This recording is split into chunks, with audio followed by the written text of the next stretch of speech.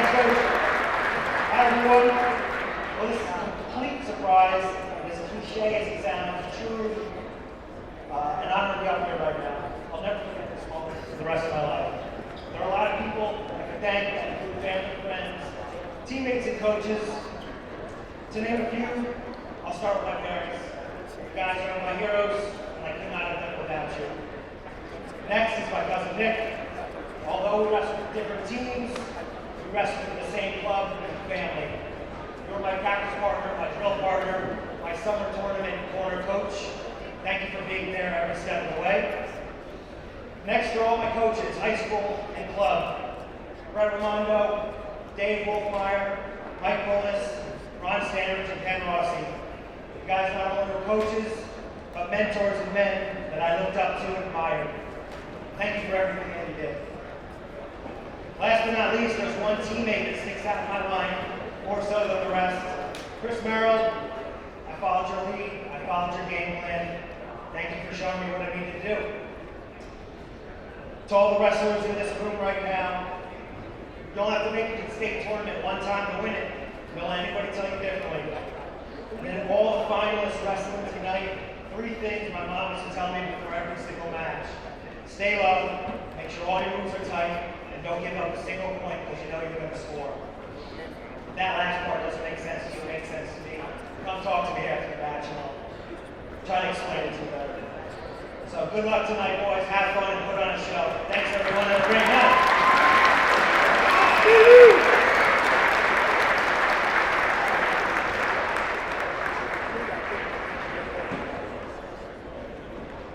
Thanks, Brett and Steve. Next up, we have from Randolph, Mr. Timeout.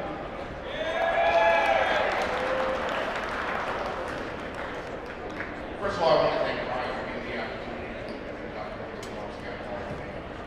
He's my best friend. We're in each other's weddings. We've been through everything. I can credit wrestling for that.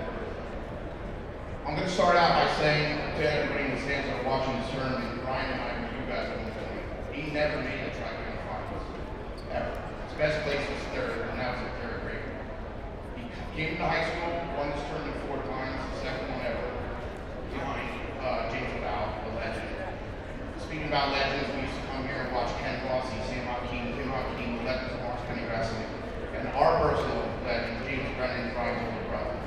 Talk about a leader, he's the leader that we look up to, who made us who we are, who gave us the work ethic. But more importantly, Ryan took it and went forward with it and perfected it. We were both captains our junior senior year, but Ryan was the leader of that team that everybody knew it. The dominance he showed in this tournament is unbelievable. He had 2 major decisions and 1 regular decision. Out of 16 matches he wrestled in 4 years. Besides those 3 matches, he tech-balled and pinned everybody else. He's career record of 120 and 19. He's got records that will never be touched in Randolph. He's had 75 year falls in 1 season. That was in 31 matches. He's had 205 near falls in a career. Those 2 records still stand. It's 22 years now. I don't think they'll ever be broken. Never say never, but it's going to be pretty tough. So used to say, I'm going to do my best impersonation of him. Ryan Brennan used to run through this tournament like a hot knife through butter. And it was true. But watching him do what he did out here was unbelievable. He's an inspiration. I'm proud to call my friend. And guys, on the mat, enjoy what you're going through now, because if you're lucky enough, maybe in 20 years, you can induct your best friends in the Marching Band. So, Ryan, thank you. Congratulations.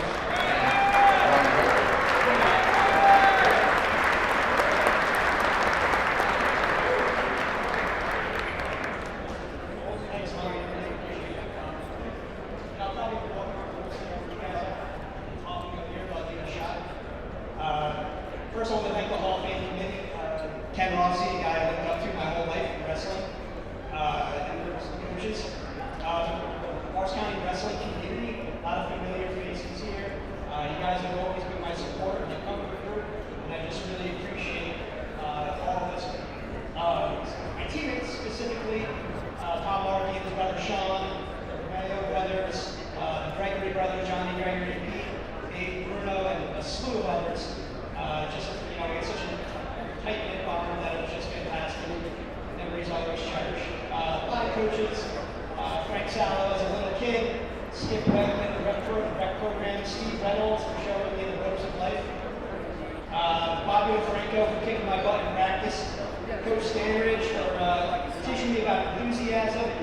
legal pain, something I lean on. Coach Zavala for just really digging down into the details. Coach Lyons for just being a champion of Randolph athletics and the legacy of sports and wrestling. And last but not least, the big man, Coach Sook, who's here in his final season. And he came to Randolph. My freshman year was his first year. So it was, again, this special kinship. And Coach really was a great leader for us, got us into tremendous shape. Really taught us about mental stamina and physical stamina and how to push ourselves past our comfort zone. Something that, all of you guys probably all know pretty well. The rec department in Randolph and all the parents and kids that I coached in the rec department there. The Iron Horse Wrestling Club, who gave me the opportunity to coach there for 10 years. Gary Mezzacapo, the helm of that. The state statistician and my professional mentor, Larry McMillan, just for keeping the legacy alive in New Jersey wrestling through the PowerPoints. It's a really important job that's overlooked sometimes. And also my family, obviously. My wife Jess, who didn't know me then, but still puts up my incessant talking about wrestling, even though she probably doesn't want to. My kids for being my inspiration going forward. My brother James for being my role model throughout my whole life, not only in wrestling but in life. My mom, who was my biggest fan and supporter, my inspirational motivator, and my dietitian.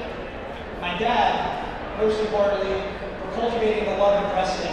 My dad is also in the Hall of Fame here. He's a lifelong Morris County guy, coached for 40 years, wrestled for Dover, wrestled for Rutgers. He was a referee. He even finished out, coaching at Morris Catholic, when he was in his 60s. So he's just, wrestling is a lifestyle for us, and it's a lifelong love affair.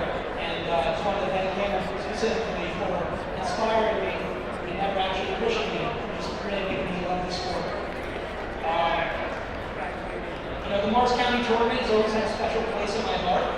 As Thomas said, I've been wrestling my whole life and never ever, even cracked the tri-county finals. So coming in here as a freshman and winning was just an incredible confidence booster that carried, throughout my wrestling career and the rest of my life.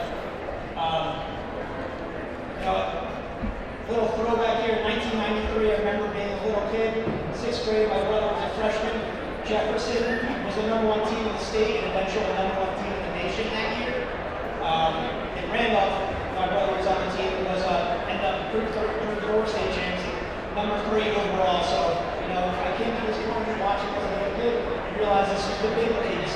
And it really was. And I can remember an epic battle right here on this mat at Roxbury between Randolph star athlete Billy Williams and eventual multiple-time state champion Hughes.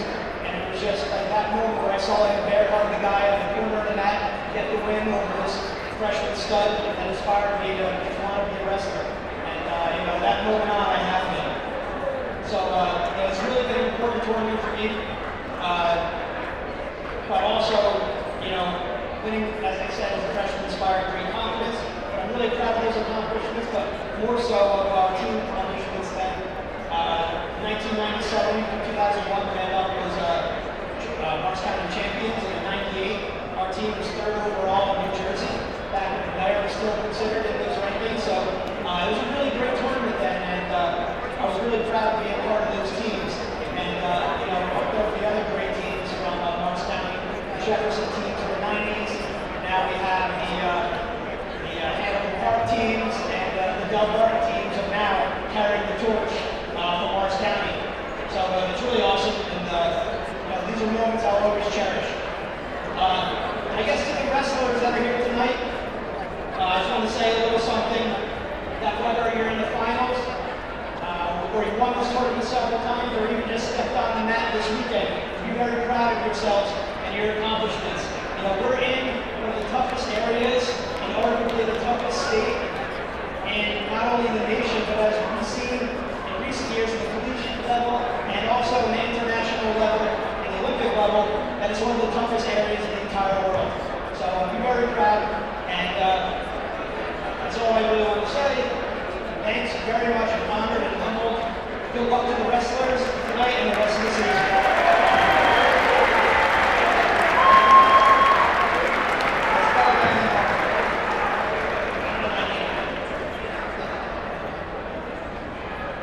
Thanks so much, everybody, for your attention. We got one more presentation. If you could just give them your full attention, I would truly appreciate that. Okay, so next up, we have Mr. Kessel. He's going to be inducting an official. I'm going to introduce officials, right, and the wrestlers. Talk about a legend. 30 years ago, I got sent to referee the regions, and I met this guy, and we kind of come up together. And talk about a legend. As an official in New Jersey, the highest honor that we can receive is to win the Vincent Russo officiating of excellence. So he is the form that we would like to be. And if there was a big match in New Jersey in the days when he was officiating, there was a big match, number 1 against number 2, Middlesbrough against Goldsboro. Vinny Russo was the guy who got that match. And fortunately for New Jersey, if there was a big match where it was number 1 or number 2 in the country, that also goes through New Jersey and Blair Academy. So when Blair Academy had the number 2 team in the country come in, that also was Vincent Russo. You would never know any of those things from talking to him because he never wants to talk about that. I didn't even realize that he was a very good wrestler. At the time he wrestled in Bloomfield, he had the record for the most wins. He was a regional champ. Unfortunately, the only thing I know is that his brother was a state champ.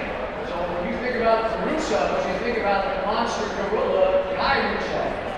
But more importantly, for me, as a friend, you would never know anything about Vincent's officiating, and we strive to be the best official in the state by getting the Vincent Russo Award. Vincent, a couple years ago, was named the official of the year in the USA, in the whole country. So that's the kind of official he is, the best official in the country. And New Jersey is a place that gets recognized because if any of you watched the national tournament last year, these guys that are wrestling, you guys that are wrestling here tonight, we're going to see these guys in the national tournament. So these are the guys that are wrestling now at the Princetons and the Lehighs and are winning national titles and becoming All-Americans. New Jersey is the place to wrestle, and this area is very rich. But for me, Vincent Russo, he has dedicated his life to officiating and wrestling, but most important for him is his family. He cares mostly about his family, and for me, he is a Hall of Fame person as a person. He cares more about his family and people, and what he has done since he's taken over the state and assigning has done nothing but improve us as officials. So it's my honor to introduce Vincent Russo.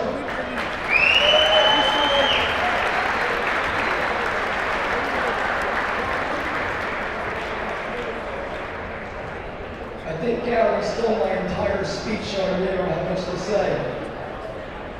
I really appreciate being afforded the opportunity to have officiated the Morris County tournament for so many years.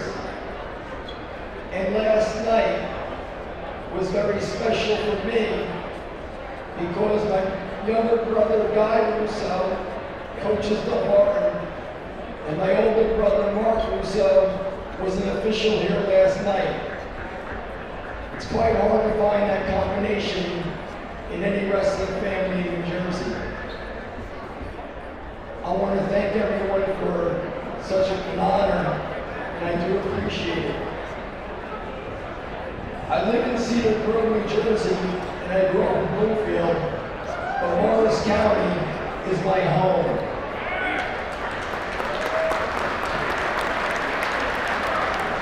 And hopefully, Morris County this year will be able to brag about having the #1 team in the state. Good luck, everyone.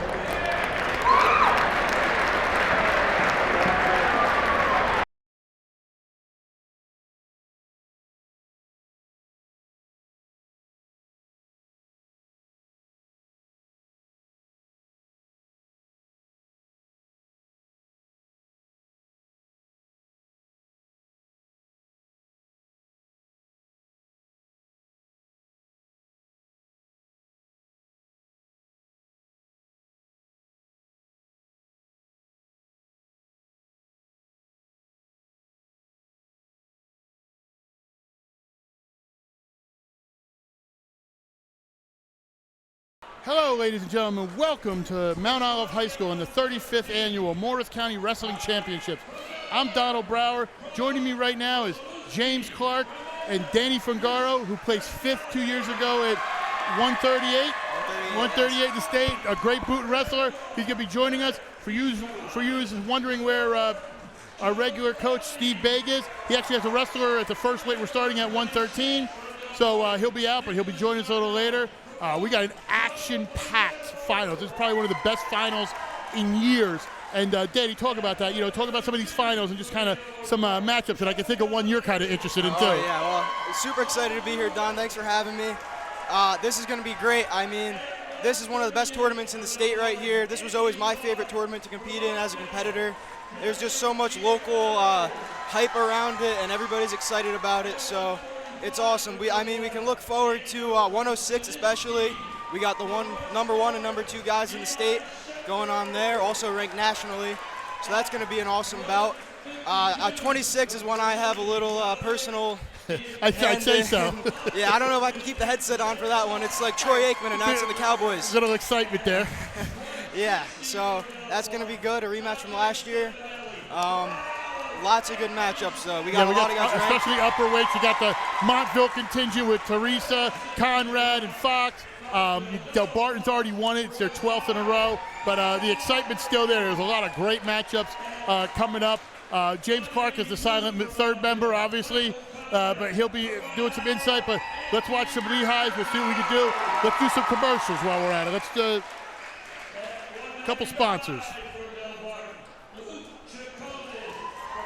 What moves you? Our board-certified physicians and specialists, unmatched innovation, customized treatment plans, convenient extended hours, and urgent care make it all possible. Because what moves us is you. OrthopedicNJ.com. What moves you? Our board-certified physicians and specialists, unmatched innovation, customized treatment plans, convenient extended hours, and urgent care make it all possible. Because what moves us is you. OrthopedicNJ.com. Salerno Dwayne Auto Group, Denville, Newton, Summit, Randolph, and East Brunswick. It is covered by the Salerno Dwayne warranty.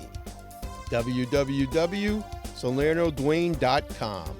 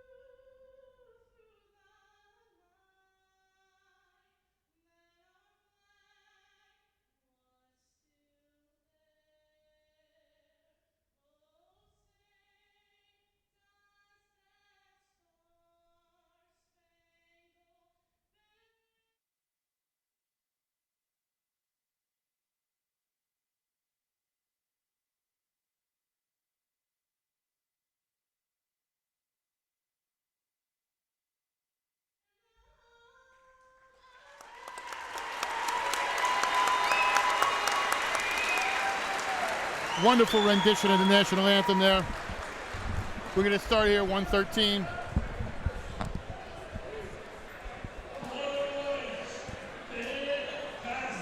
Great matchup here between Chris Tringali, a junior from Mendham, 21-7, and Cross Waloszewski, Del Barton freshman, 21-8. Great, it's going to be a great matchup between these two schools. See our first Del Barton guy in action here.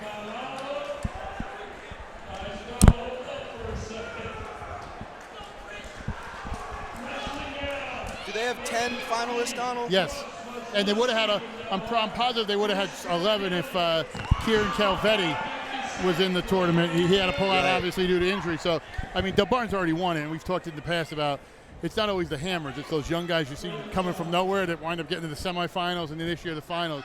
I mean, they rack up the points. It's ridiculous. Now, is this the first time that Del Barton's had 10 finalists in Morris County? They've had some really good teams. I'm sure it's been more.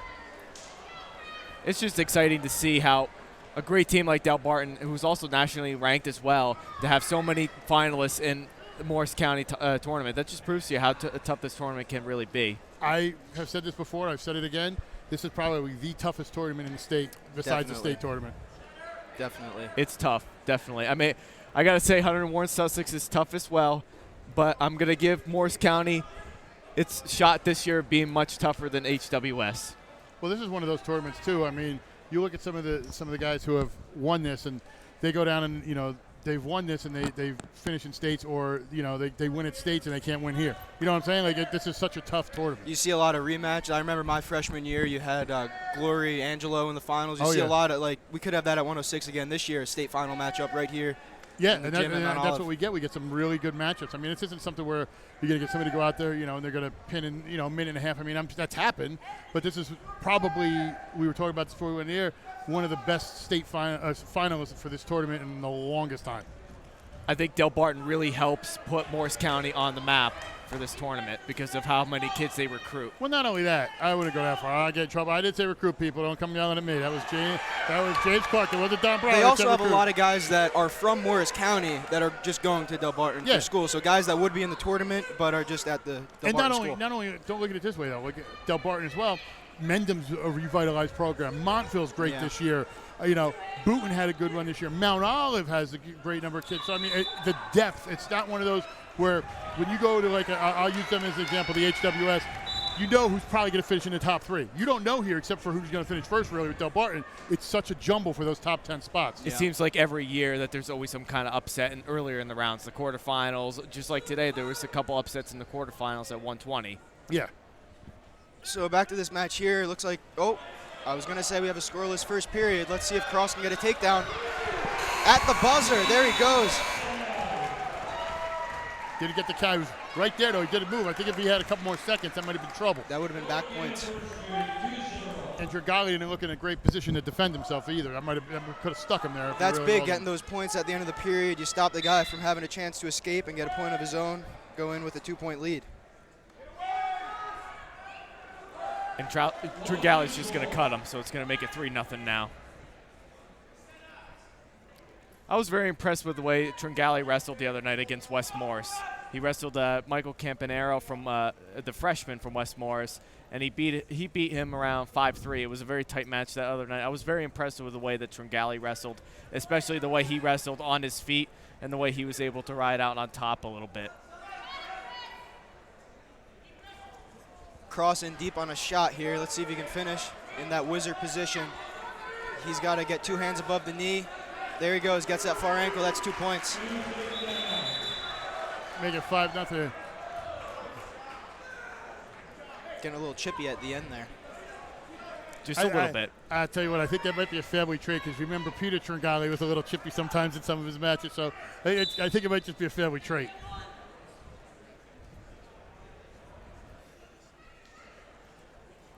Looking for back points here. Tringali's got to start working something here. He's got a minute left in the second period. He's going to have to clear that tight waist before he can move at all. That's holding him down on his belly right now. The Barton does a great job, but just working moves and getting everything set up. They're not, one of these quick throws. The technique is ridiculous for them, and they throw moves you see. And here we go. We got Underwood is trying to post and roll. Looking for back points here is Cross. He might have him stuck here. Yeah, I think that's it right there for the Del Barton kid. He's got 30 seconds to finish him off here. If you could get that one shoulder down, you should be set. Tringale's doing a great job keeping that shoulder up. I mean, you're talking about 20 seconds of holding this. A great job by Tringale getting out of that. He looked like he was dead to rights.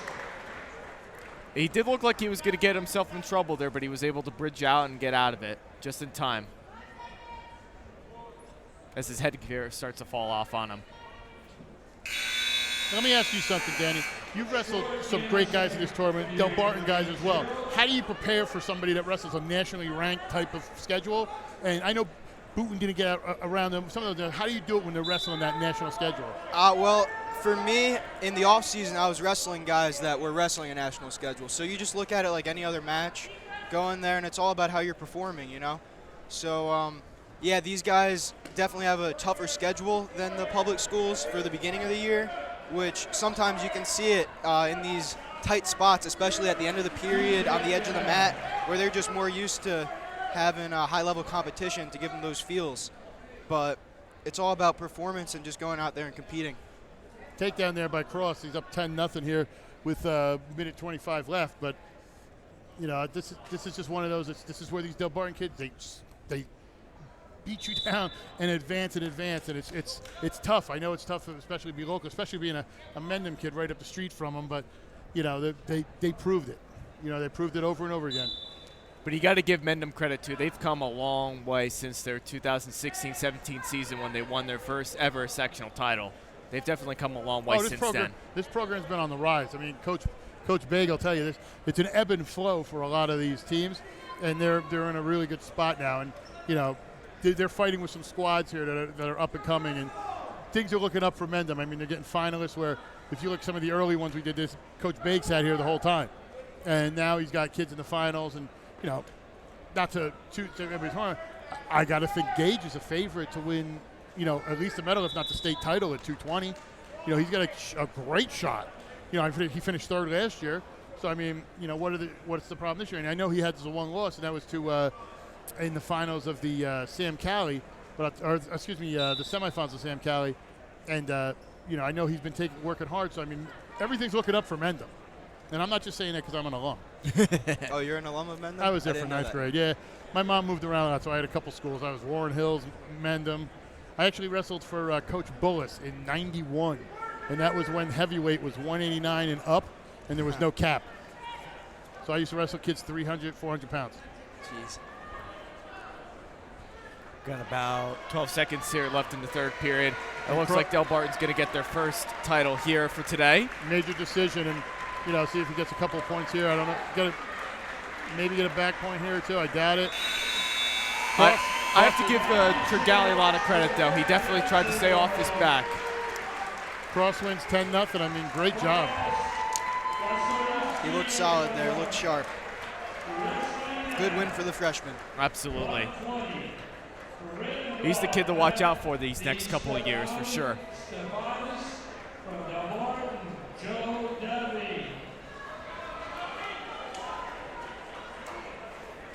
We're going to go 120 here.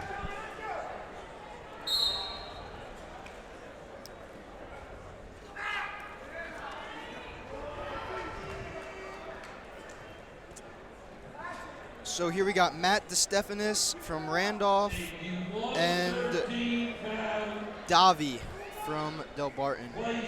Joseph Davi from Del Barton. Davi. I believe he's the freshman, correct? Yes. Yep. What it says right there. Stephanus, the senior.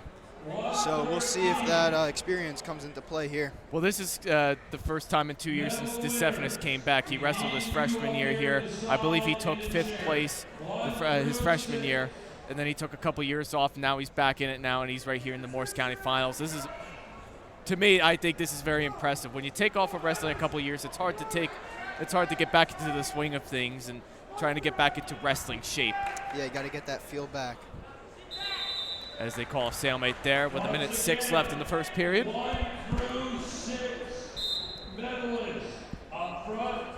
Looking for those ankle picks is the Stephanus. There it is. He's in deep now. That's 2. And we talked about, one little thing about the Stephanus. This is Coach Sook's final year, and when I spoke with him, he had said that he went to Matt, talked to him, and said, "Listen, it's my last year. I want you by my side. I need your leadership in the room." And Matt, out of respect for Coach, came back, and here he is wrestling in the final of the MCT. Yeah, Stephanus is a good little wrestler. By the way, Steve Bake finally made it off the mat. James Clark, I was going to say, you sound James like you Clark went is through gone. puberty already. What's going on? Oh, man.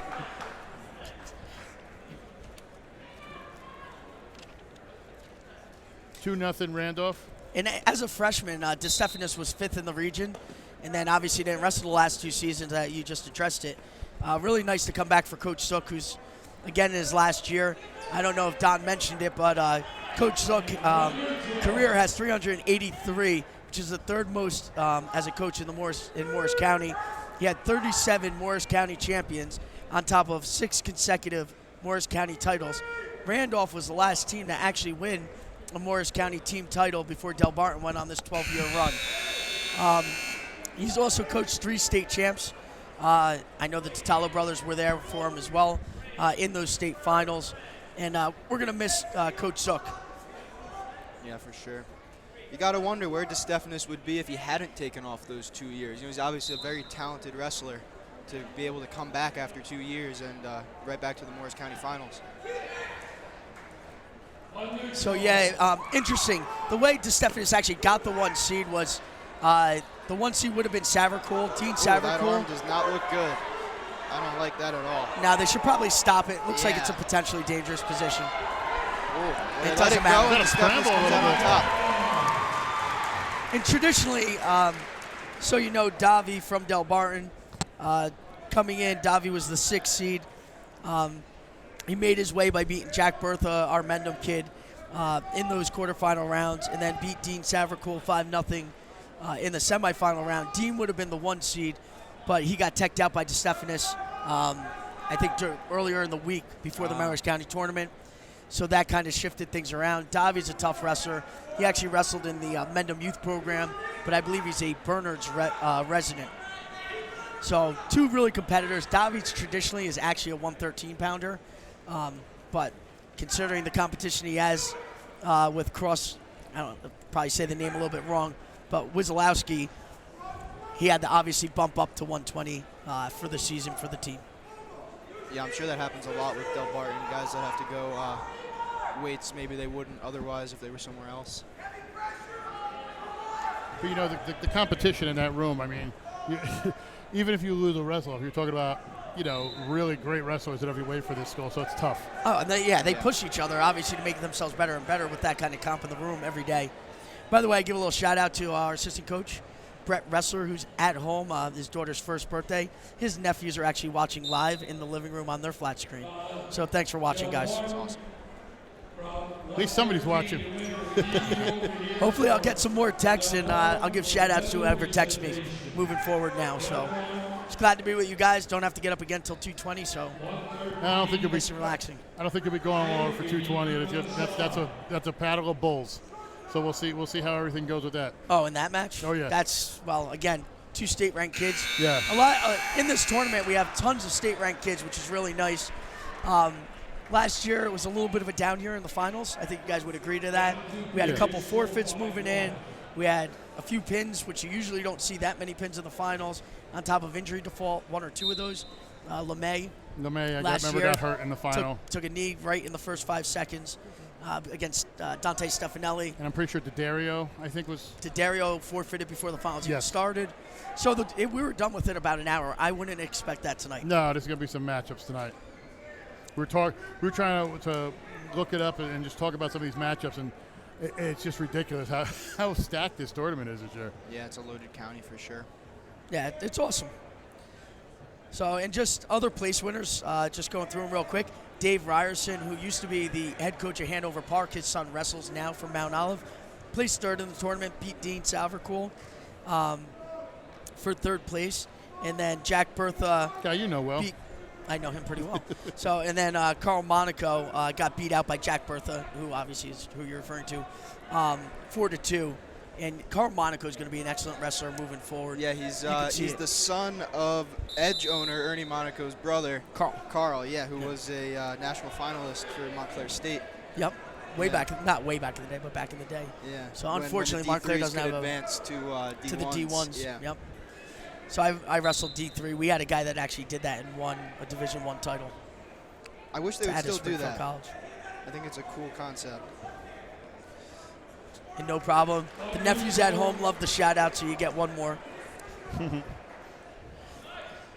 Coach Russell sending me images now. They usually got to pay for this kind of shout outs. As long as they get on the mat, his nephews get on the mat, that'll be payout enough. So yeah, 6-1 match. Stephanus is winning. Looking for another Obviously takedown quick. now. Nice little outside single. Comes up with it. Ooh, funk. That is a nice funk. Standing funk by Davi. But I don't think Joey's going to be able to finish it in time. Even if he does, I 10 think seconds the left. Stephanus they go into his back. All right, I highly guys, doubt I'm it. going to take off the headset for this next one. Nobody wants to hear me commentate this one, so I'll be back for 132. You're taking off for this one? Yeah, he's got his brother. Nobody wants to hear me scream. We'll let you go. All right, man.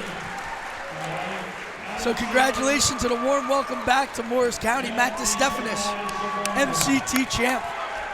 And congratulations again to Coach Zuck and having now not 37 champions, but having his 38th.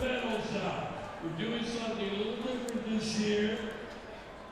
Presenting the awards of 113 place winners is three-time county champ Brett Bermundo, who won titles in 1986, 1987. Let's talk about some of our sponsors. Champion Athletes, strength, endurance, faster recovery, improved performance, health, improved mood. Body composition, growth analysis, competition plans. Dan Warnikoff does a great job, and he's actually have some of these wrestlers in the finals. So a lot of the Del Barnes guys do it, and definitely check it out. WrestlerNutrition.com. WrestlerNutrition.com. And DeZeo Law. Our firm's mission is to provide our clients with the highest level of professional assistance. Any person or persons who have incurred damages, be they physical, emotional, monetary, will find us a legal representative. DeZeo Law, with us it's personal. And that's true, as most of you know, I had a car accident last year, and they are my lawyers. And the UPWA, the fastest growing pro wrestling promotion on the East Coast, provides you more bang for your buck. For the past 14 years, we've been up and down the East Coast and had some of our greatest shows. We've had WWF stars Billy Gunn, Chris Masters, former WCW star Buff Bagwell, Impact star Robbie E., and Ring of Honor stars Tough Guy Inc. Go to the UPWA for all upcoming shows. And I know the owner. He's a good guy. Greatest guy you could ever know. Kind of guy you'd like your daughter to marry if I didn't have a wife. 126 we're heading out to. Nico Nardona, junior from Del Barton, 16-2, and Joe Fangaro, a sophomore from Booton, 29-0. That's why Daddy had to step away. He didn't want to be cheering too much. And this is a great matchup. These two guys have wrestled before. It's actually a rematch of last year that Nico won. So yeah, looking at Nardone, made his way to the final. Obviously, he pinned Tommy Packey from Madison, he teched him in 3 minutes and 37 seconds. Then had Luke Hewen from Jefferson. Nardone deep on the half, deep on the single, but great defense there by Fangaro. I didn't mean to interrupt. Go ahead. No, that's okay. He made his way there by another tech fall in 2:08. And then in his final match against Eli Shepard, pinned him in 2 minutes and 42 seconds. He's a 3-time finalist, you just said, MCT. He's also ranked second in the state by NJ.com. Fangaro, sophomore. Nardone up on the half, has it from behind. If he could drop down, he'll get the 2. Fangaro's fighting, trying to pull some defense, trying to lean forward. And also new rules, so you know, it's no reaction time anymore. If your hand even swipes the mat, it's now a takedown. So a little bit of an adjustment in that rule. Fangaro taking down here, Nardone up 2-0. Also, if you didn't hear the announcing before, as they hand out the awards, they're now getting former Morris County champions to hand out those awards. So, for example, the last one that was handed out was by Brett Raimondo. I think you know that guy. He's assistant coach. I took over for him as head coach, excellent head coach.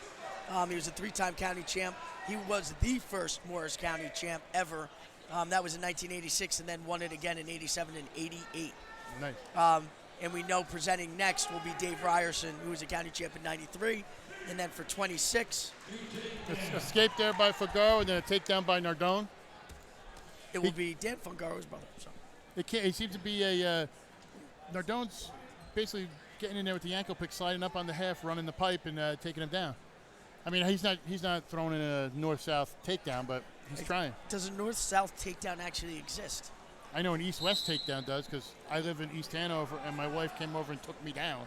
And she will be here in a little bit to tackle me because I'm talking about her on the live stream. Hopefully she's not listening at this point. point. She is. You know she is. I told her I was going to give her a couple clues, and I wasn't going to tell her when. And if she can tell me the phrase that pays, I take her to Disney over the summer. Haven't you gone to Disney already? Oh, man. Don't get me started on Disney with this car. Every year.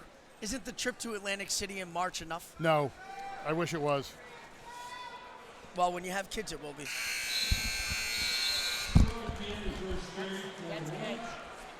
So that's the end of one. We're looking at a 4-1 match with Nico Nardone in the lead. Fungaro just chose the bottom. Joey Fungaro just chose the bottom position. So hopefully he'll close the gap with an escape or a reversal, making it a 4-2 or 4-3 match at this point. And also one more shout out back to Coach Wrestler. I know his nephew Christian is 11-4 for the Cherokee Chiefs right now. So good luck and congratulations and moving forward in your season. So Joey Fungaro got out, so now it closes the gap to a 4-2 match with a takedown. It'll tie it. He's on the edge. It's another new stalling rule also, is if you back out of bounds, it's an automatic stall. And they're also calling stalling usually after 3 significant, and that's a takedown by Nardone. And it looks like he might get a set of backs here. I think we had a one swipe, so it's a flip-flop. No back points on that. And then there's another escape, now making the match 6-3.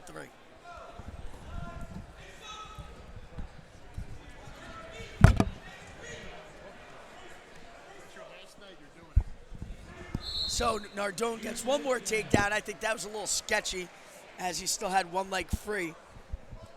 And Coach Zook's standing next to us, so another little shout out to him, as he now has 38 MCT champs. Congratulations, Coach. He's going to join us later on. I've told him, I've guilted him into joining us for a few minutes. He should be. Last run at it. So there's a solid double by Nardone. He's driving. They're on the edge of the mat. Will he get the takedown before they go out? And 2, it is awarded. That makes it a 10-4 match in the closing seconds of the second period.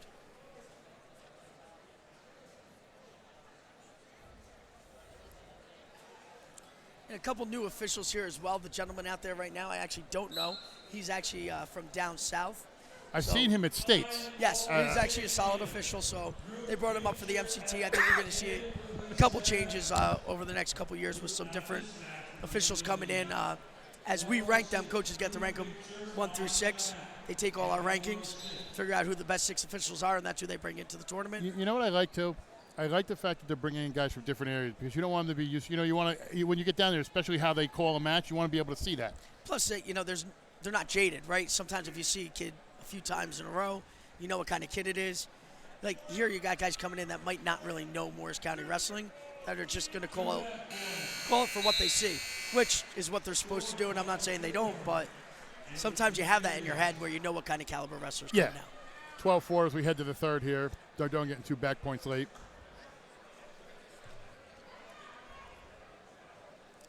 But backing up on the mat is Gary Kessel. Gary Kessel was a Division I wrestling official, did many national finals. He's an evaluator of officials at the collegiate level, particularly D1. And it's always really good to have Gary here. He's been a former rules interpreter for the state of New Jersey and actually is back as a rules interpreter. I believe there are now 6 in the state. So it's just good to have somebody of that caliber on the mat as well to back up. You always want the top officials. You know, I mean, this is a big-time tournament. You definitely want to get the best. And I think they do. And part of it is by Hall of Fame inductee Vinny Russo. You know, Vinny assigns these guys. Besides the voting, you know, if a guy can't do it, Vinny will get those replacements, and, you know, Vinny's awesome. Vinny's actually the gentleman who gets me my referees for my All-Star match, and is always a great guy, and always great to say hello, shake my hand, sees my wife, says hello. You know, she's one of the few officials my wife knows. So great man, and you know, I know he's enjoying a well-deserved time off after stepping down last year as the head official, and it looks great. No, he's back. Has he come back? Well, he's back as the state assigner, but what happened was Matt Matkowski took over for assigning the state sectionals because Vinny wasn't there. Ooh, that was slick. So right there, he attempted a mixer. It didn't go well, spun behind, but they were called out of bounds, so he didn't get the takedown. But yeah, so Vinny came back, but at this point they had already appointed Matt Matkowski. So I don't know what's going on with the sectionals. I saw some of the official lists. It doesn't seem like it normally is, but that's something we could talk about. I'll tell you what, if you saw the video when we started, Vinny's looking good. He told me he went to Cancun. First time he's taking a vacation for wrestling season in a while. During wrestling season. Yeah. He says the first time ever, and he said he'll do it every year now. Came back, he's tan as heck. So, I mean, Vinny's just an upstanding, great guy. He's taking me up fishing at his place. That should be a takedown. I don't know what the call's waiting on, just because he has his ankle, and there it is. He finally got the takedown, closing the match to 13-6. But again, with 20 seconds left in the bout, it's going to be hard to overcome those points. He's going to have to stick him at this point. I don't know if that's possible.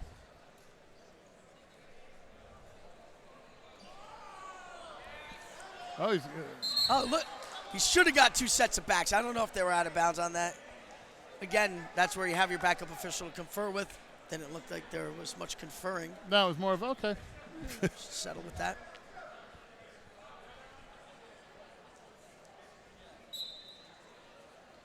And I know Zook went up fishing also with Vinny Russo. Massive bass. How many bass did you catch that day? He said not enough. We had a quota of 50. We got 32. Big win there by Nico Nardone. Gives Del Barton another champion. And that's, again, this was a rematch from last year, so it's the second time. Nico's only a junior, and Joey's only a sophomore, so I'm sure we'll see these guys back in the finals again. Now we want to talk about a winner from Del Barton. Let's go to James Clark and our winner at 113, Colin Wojcicki. Cross Wojcicki. You all right? Everybody, thank you, Don. Now I'm here right now with Cross Wojcicki. Tell me if I pronounced that right? Wojcicki? All right, thank you. Okay, so he just won his first ever MCT title as a freshman. Congratulations, Cross. That's always a big accomplishment, especially if you can win like a big, huge tournament like the Morris County tournament. Just talk about a little bit about what was going through your mind when you were going through the finals today. You know, when I walked in, I just wanted to just dominate and just show what I can do out there. So, you know, I clearly showed that, but I'm just really proud of how I wrestled and how I just showed that what I can do, and I proved to myself that I can be whatever I want and go as far as I want. That's very good words of wisdom right there from you, young man. Only a freshman, ladies and gentlemen, only a freshman saying such intelligent words. Now, these next future weeks here, AC's just around the corner. What are your plans if you get down there? I definitely want to go very far, so just training every day, wanting to get that goal. So I think you can easily accomplish that goal as long as you keep working for it. Now, one more question. Now, you work at Edge and you do the student athletes. Just talk about that a little bit. Yeah, when I go to Edge, I have great partners. Get some good technique. You know, I go to Pinnacle where I get my muscles, you know, and Champion Athletes where I get my nutritionist. But I wouldn't be able to do that without having my mom drive me everywhere. Well, congratulations to you, sir, and hope to see you down at AC. Thank you so much. All right, and back to action. We're now in the 132-pound final. We have Joey Oliveri, a junior, coming on in. He is 23-1 coming into the finals. He's ranked first in the state. His opponent is Simon Ruiz from Del Barton. He made his way to the finals as a 6th seed, just as Tringali did at 113. Takedown Oliveri. And a takedown by Oliveri. Ruiz is a tough wrestler. And even though he got taken down earlier, I think he's still going to give Oliveri a tough match today. And then next up, even though we're not there yet, at 138 is going to be Olivari's cousin, Anthony Clark. Yes. Who is a 3-time state finalist. So obviously I don't think the cousins wanted the matchup in a MCT or state final, so they've decided to go separate weight classes. Both talented wrestlers, so obviously they're going to make their ways where they need to go anyway. There's Olivari with the second takedown. I might be eating my words now as he's running a tough half, but that's a potentially dangerous call there. Official out on the mat is Barry Jackson, and he's been a solid official here in Morris County and all over New Jersey for a real long time. They have to come over to us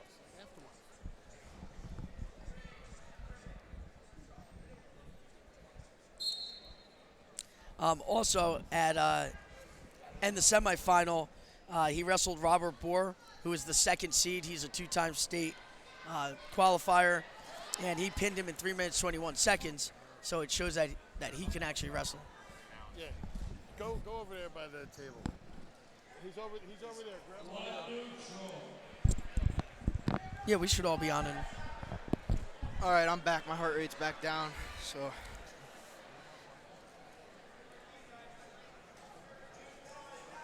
So again, we've got a 4-2 match with Joey Olivari's got the lead.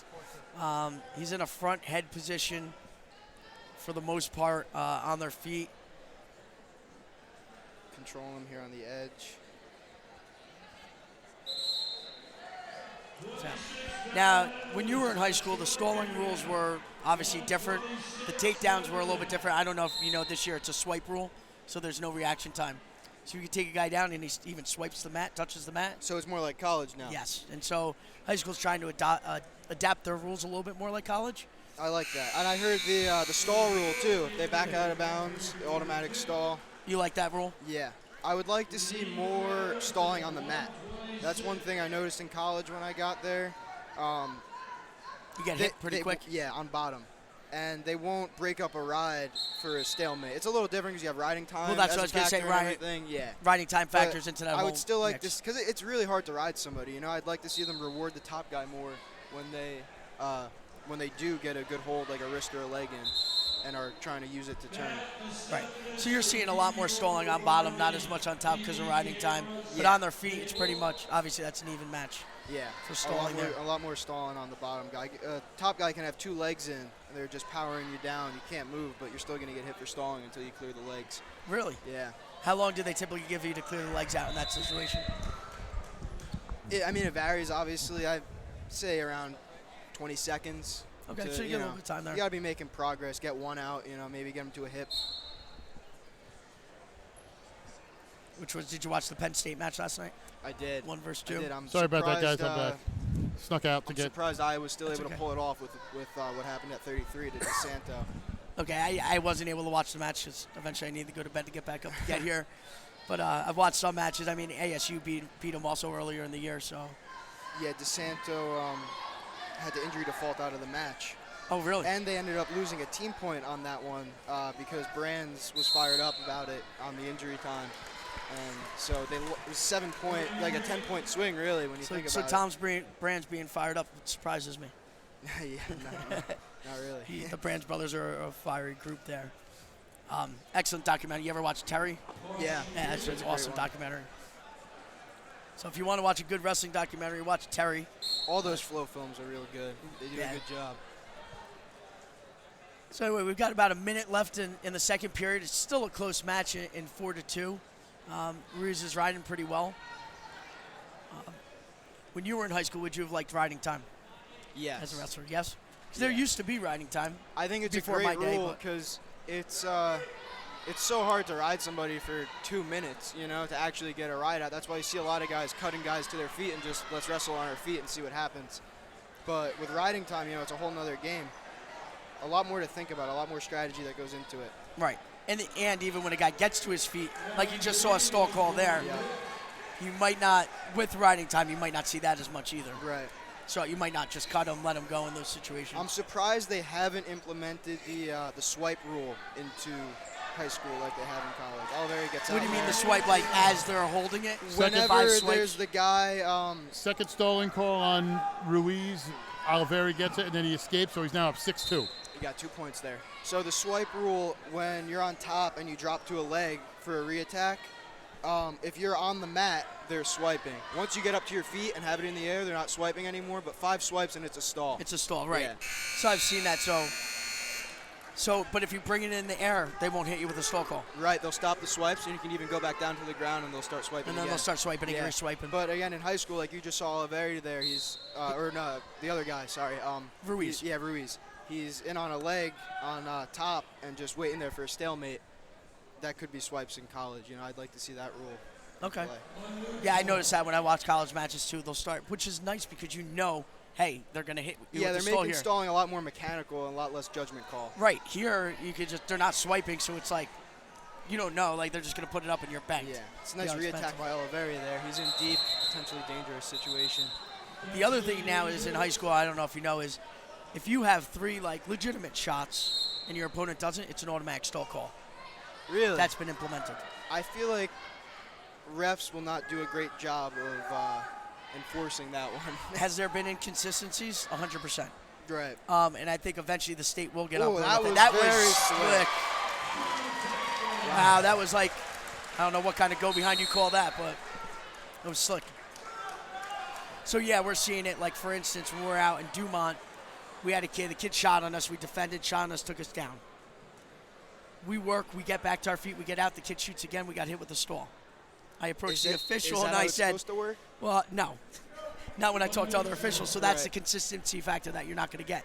He said, well, in my mind, he took 3 shots and was working harder on his feet. I said, but you're not going to reset that after we got taken down. So I think they got to work out those little bit of And it's hard. judgment Like, calls on that. what is a legitimate shot attempt? You know, that's another thing that they have to judge. Right. Is So- it a penetration shot even if Right. you're not getting close? Do you have to touch the leg, you know? But I think if you know the sport pretty well, you know it's kind of like a fake shot versus actually trying to get in. Yeah. It's just because, you know, the wrestlers know the rules too, so they can make something look like a legitimate shot attempt that there's not really an opportunity to score, so it's a lot to think about. It's a complicated sport. Yeah, and we'll just try to get everybody consistent, every official consistent on every. Impossible. It's impossible. You know, it's just like a wrestler. They have their own little, you know, ways of doing things on the mat, right? Officials are the same way. They get into their own rhythm and figure it out. So we've got 7 seconds left in the third period. It's 8-4. Looks like it's going to remain that way. And so Joey Olivarium, here we go. Congratulations. So Joey Olivarium right there beat Simon Ruiz in the finals, 8-4. Let's go to James Clark with Matt Stephanus. So I'm here right now with Matt Stephanus from Randolph. He won his very first MCT title. Very impressive win by you, Matt. Congratulations to you. So just talk about how it is to win such a tough tournament like the MCT. Yeah, you know, it's a really great feeling. Put a lot of time in this year with my coaches and teammates, just working to get better every day. It's a really great feeling to win. That's awesome to hear, man. And now this is your coach's last year as the head coach, Mike Suck, who's been a legendary coach for a long time. So just talk about what it means to you to win an MCT title, especially in his last year as your head coach. Yeah, you know, it means a lot. It makes it like even more special just that it was Coach Slick's last year. So I was really glad to get it done for him, for sure. Well, congratulations to you, young man. I hope to see you down in the AC this year and hopefully on the podium. Thank you. Go to a quick promo here. Edge Wrestling, founded in 1984 as the first amateur wrestling school of its kind in the nation. The Edge prides itself on developing the whole athlete. First amateur wrestling school, industrial leader, standard of excellence, over 3 decades of experience, an unmatched history and track record, a proven system of training, Edge. And the Market Tavern and Marketplace. At the Market Tavern, our goal is to satisfy our guests every time. Located in Flanders on Route 206, with 23 beers on tap, join us for the Super Bowl. The Marketplace has the off-site catering, providing the finest custom meats and seafood. So the next time you're looking to host an event and deciding where to go, allow us to make your night a memorable one. With 26 beers on tap, you might want to get an Uber. We're going to head to the next matchup here. 138. This is Anthem Anthony Clark, a 4-time finalist, 3-time champion, 2-time state champion. And he's ranked state 1 right now. And Derek Giordano, a young buck from Montville, who's makes Montville look good towards the future. They lose some seniors this year, but they got some quality kids. Yeah, Giordano's a real tough wrestler. Seen him a few times already this year. It's tough when you got a kid like Anthony Clark in his caliber of wrestling. As he's up 2-0 already. And I'm trying to think, Anthony, I think got into college already, right? I want to say, I think he's at Princeton. Is that wrong? I believe it. I think it is Princeton. There's that Del Barton-Princeton pipeline is interesting. Yeah, it seems to be. There's somebody else there too, so. Princeton's got to be happy. Tavoso's there. Grogan had gone there when he, Yeah, Princeton's definitely got to be happy with Del Barton wrestling. AJ Lonsky, I think. AJ's down here. I was actually talking to him. He shut down. He had some injuries, so he shut down for the year, but he's down there. That's like. And we might be looking at our first pin in the MCT this year as Anthony's got Giordano on his back. Pinned him with 57 seconds. And Tim White got down on the mat. Amazing. I like Tim White. I also liked him better when he was Colonel Sanders. Let's head to number 6, Nutrition Zone. In Rockaway, over 40 different products. We beat any price on or offline. Shipping and student discounts available. Mention this ad and get a free drink or energy bar. The one-stop shop for all your supplemental needs. Nutrition Zone. And Ginza Sushi. Located in scenic Bud Lake right off of Route 46. Sunday, half off classic rolls, dine-in only. Monday night, all-you-can-eat ramen for $9.95. Pool tables and drink specials. Ginza Sushi in Bud Lake. Now we're going to head to an interview with James Clark and 2-time champ Nico Nardone. Take it away, James. Thanks, Don. I'm here with Nico Nardone, 3-time MCT finalist and 2-time winner. Nico, congratulations. Anytime you get your second MCT title, it's always a big, huge honor, especially in a tough tournament like this. So just talk a little bit about what it feels like to win another title for Del Barton. It feels great. I think it's more important how our whole team, I think that kind of adds to this whole second title. Our whole team did really well. So I think you had an impressive match yourself there, young man. Congratulations to you. One other question I have for you. Del Barton always gets in the States no matter what it is. And so one of the questions is, do you feel like you have what it takes to be a state champion at 126 this season? Yeah, I think this year, especially how I've been training all year, I think I've been doing the right things. I think I can take it this year. Now, one last question for you. Now, you seem to maintain your weight all year round, and you do a lot of extra wrestling in the off season. So how do you do that? What kind of plans do you do for that? I think mostly it's just discipline. I think just eating the right things all the time and not putting anything bad in your body.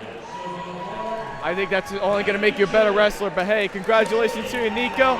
Good luck down in AC. Now back to Don and Coach Begg. And Dan Funga. Hang on, we're going to do a commercial. Our board-certified physicians and specialists, unmatched innovation, customized treatment plans, convenient extended hours, and urgent care make it all possible. Because what moves us is you. OrthopedicNJ.com.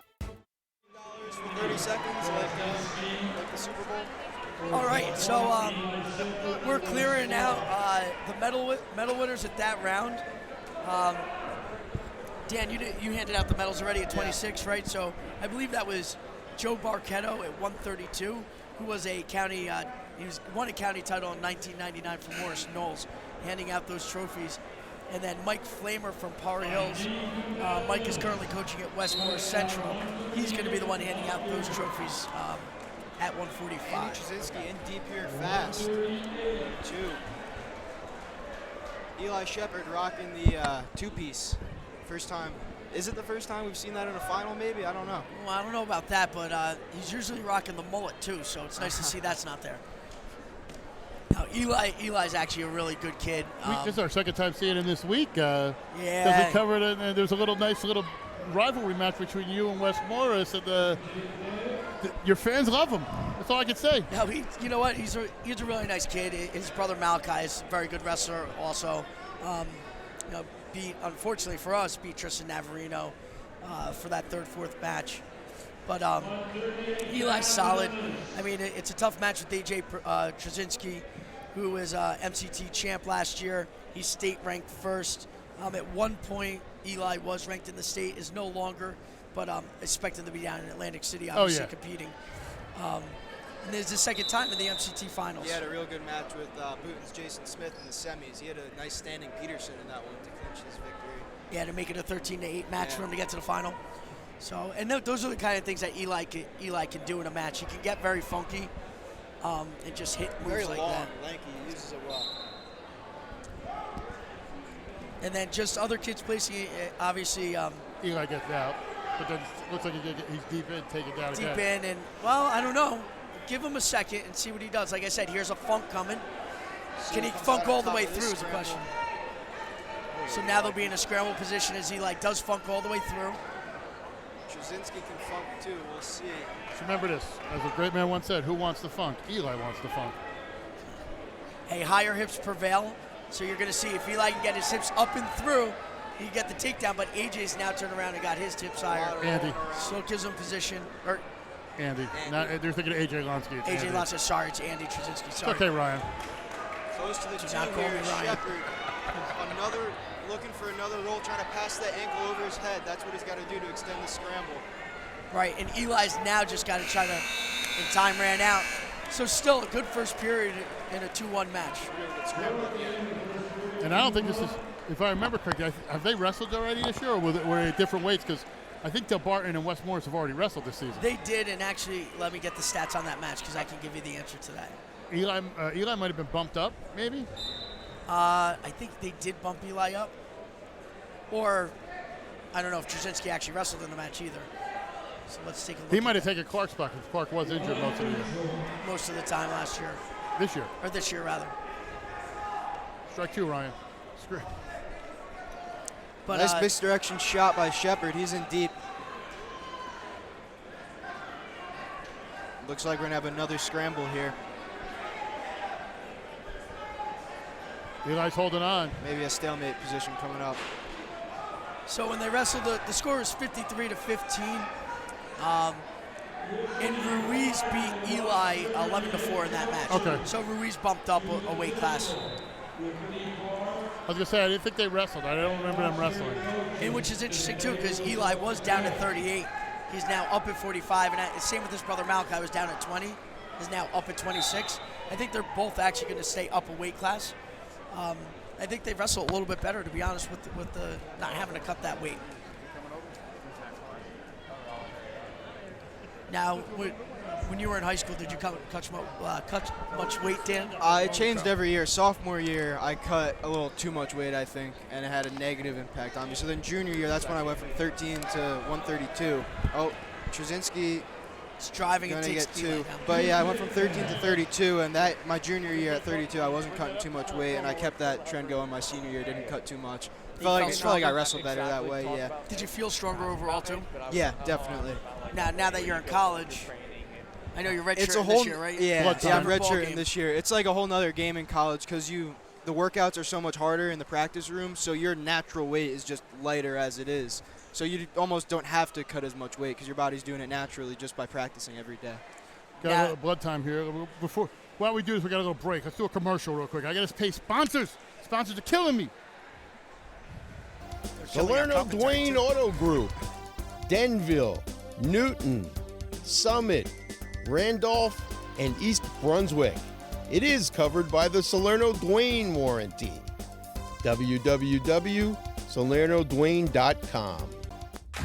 Below Body Bar, the premier destination for cool sculpting and cryotherapy. State-of-the-art treatments to relieve pain, increase sports performance, and remove stubborn fat without surgery or downtime.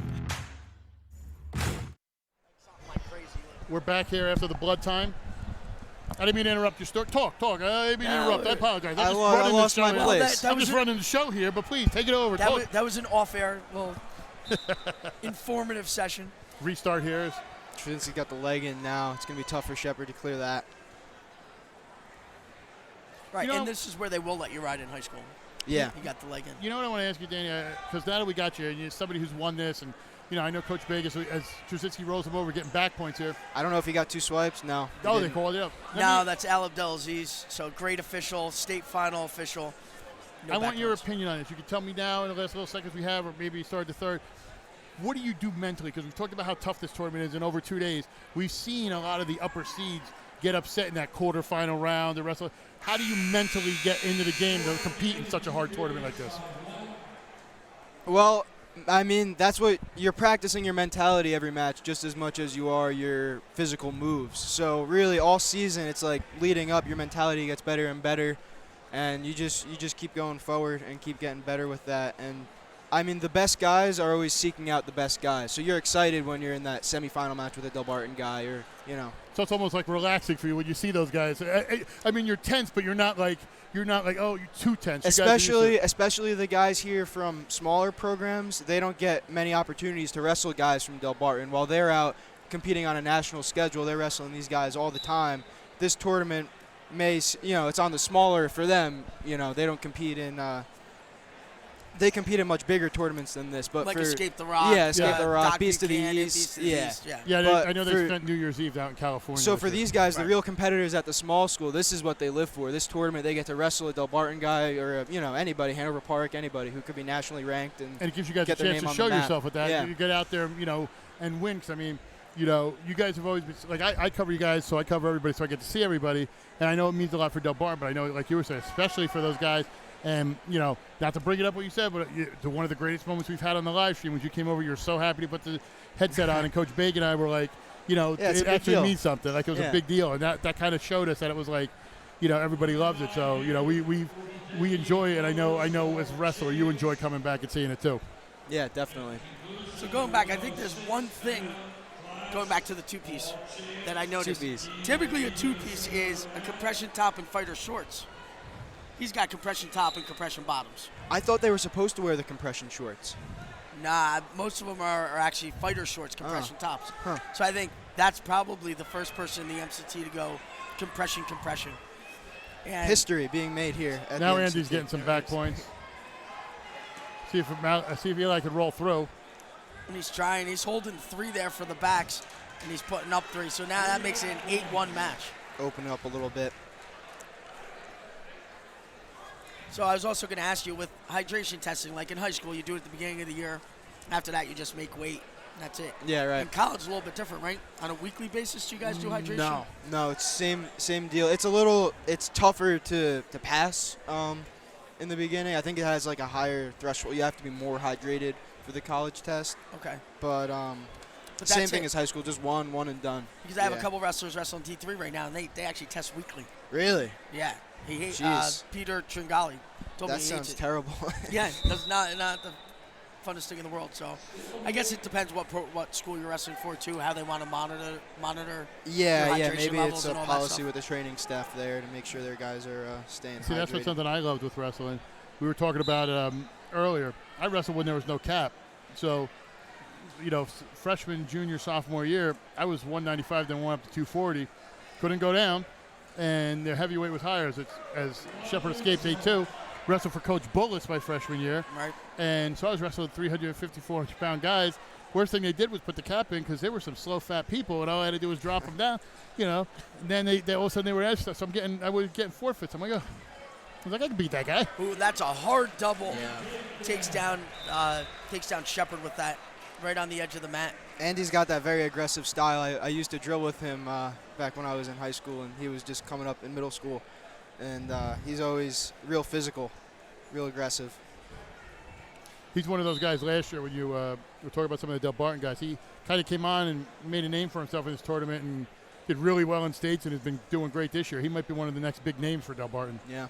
Well, he's ranked state 1 right now, and I could definitely see him winning the state championship. During our region, and last year I just thought as a freshman, he had a tremendous run there, and then down in Atlantic City as well. He's just a tough as nails kind of kid, goes right after you. So seeing that out of a sophomore, the maturity level that he has is very impressive. Big 3 win more there. back points, close out the win for Trzynski. 13-2 match, so that's a major decision. Let's do a quick commercial. Improve the quality of your life with Denville Medical and Sports Rehabilitation Center. Our multidiscipline facility has medical doctors, chiropractors, physical therapists, acupuncturists, pain management, and nutritional counseling, working together as a team, providing the latest comprehensive specialized care with accurate diagnosis for pain relief and treatment of everything from the common cold to serious injury. Take the first step toward better health at Denville Medical and Sports Rehabilitation Center, committed to you and your health. Thank you, guys. Now, I'm right here right now with Joey Olivarium from Hanover Park. Won his second MCT, but took a step back last year with his loss to Dante Stefanelli, but eventually avenged it in the region finals. Congratulations to you, Joey. How does it feel to get back on top again? Feels good. There's still a lot of this season left, but it feels good. That's awesome to hear. Now, the one question I have for you is that you seem you're at a very high level of wrestling. So what kind of, talk about a little bit about what kind of a style, like the kind of training you do for wrestling in the off season to get better for the season? A lot of off-season training. You always have to be training if you want to be on the top, and you always got to drill with the best guys, and you always got to push yourself to be the best you could be. That's the best that you can do, but congratulations to you, young man. Hope to see you down in AC. Now back to Don and Coach Begg.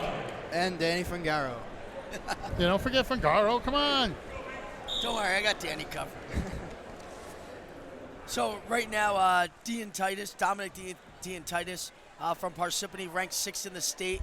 Had some really good matches this year, which got him ranked. He wasn't ranked in the beginning of the year. Was the #1 seed, and came into the finals by actually, I believe he pinned in 3 minutes and 34 seconds. No, he didn't pin. He beat our kid, Alex Slagle, so he actually teched him out. And then Brandon Teresa was the 2nd seed, who was formerly ranked, is not ranked right now, but a very good wrestler. He was the Sam Cali champ. Yeah, he did really. No, he finished 2nd, Sam Cali. Oh, that's right. Sorry, he made the finals. Made the finals, lost by a point or two. Which a number of Montville guys made the finals of the Sam Cali, and a number of them are here in the MCT final as well. Dean Titus, I know, has a very good outside single, so we should be looking for that, taking it up in the air and finishing it. And Dean Titus with his season this year, really, we talk about some of the programs. Parsippany's been really down this year, just number-wise, and I'm sure they do really well in the girls' room. They have Sydney Petzinger, who actually wrestled, made it to the first round before she wrestled Tyler Vasquez in the first round last night.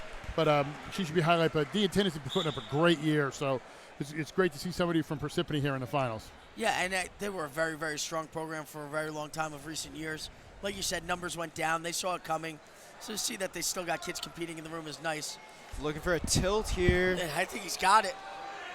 He actually started with the cutback, and then he reversed the cutback. I don't think I've ever really seen that. It was interesting. Little Shin Wizard. Yeah. So Deanta's in control here, but Teresa's looking for a reversal.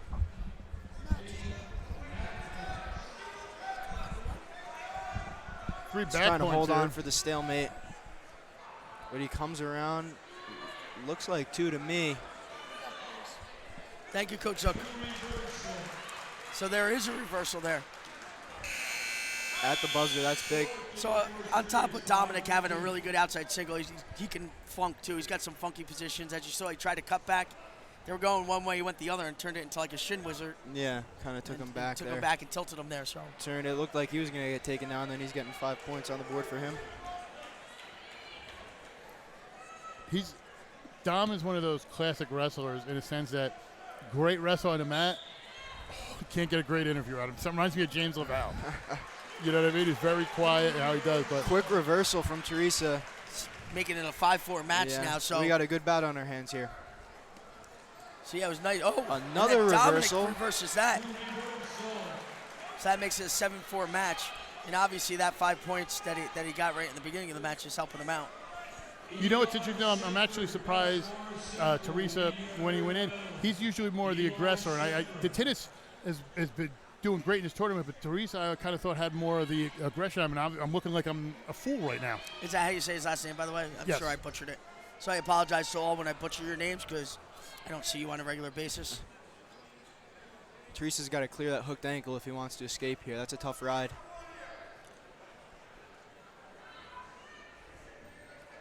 Right, so we call it like bulldogging the ankle, but eventually if you don't come off of it, that can be a stall call as well.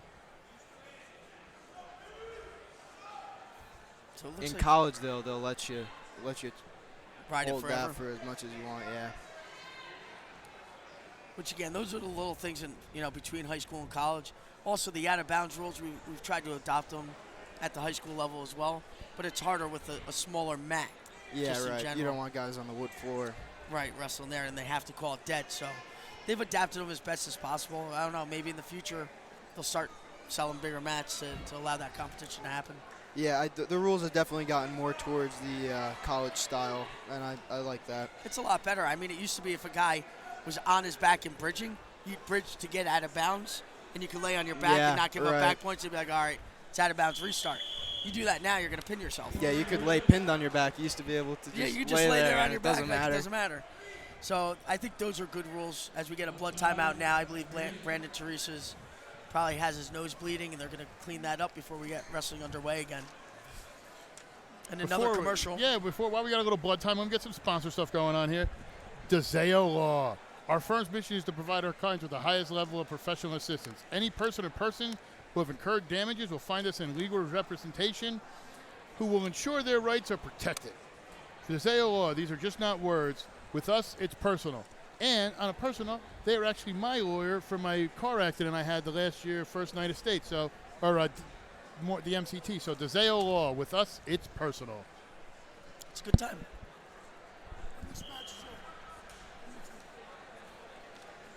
When the match is over, Coach Sook would like to finally formally put on the headsets. Well, you know what I should do? I'm full disclosure. After this match, I'm going to let Coach Sook take your spot because he's always telling me I should get you off the live stream anyway. Really? I know he is a man of many words, so.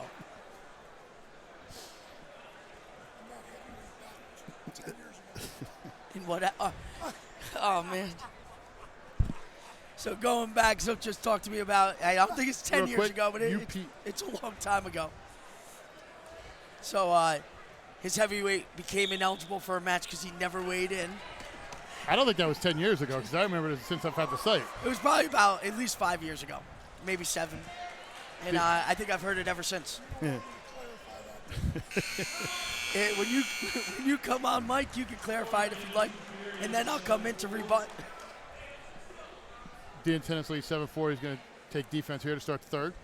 Those 3 back points from the first remain the difference here. Looks like he's going to let him up. It's interesting. So maybe he's cutting him, just worried about him reversing him again because they went through that little scramble. Right. Now see if he can take him down and close the gap to 3. Or close the gap to 2, rather.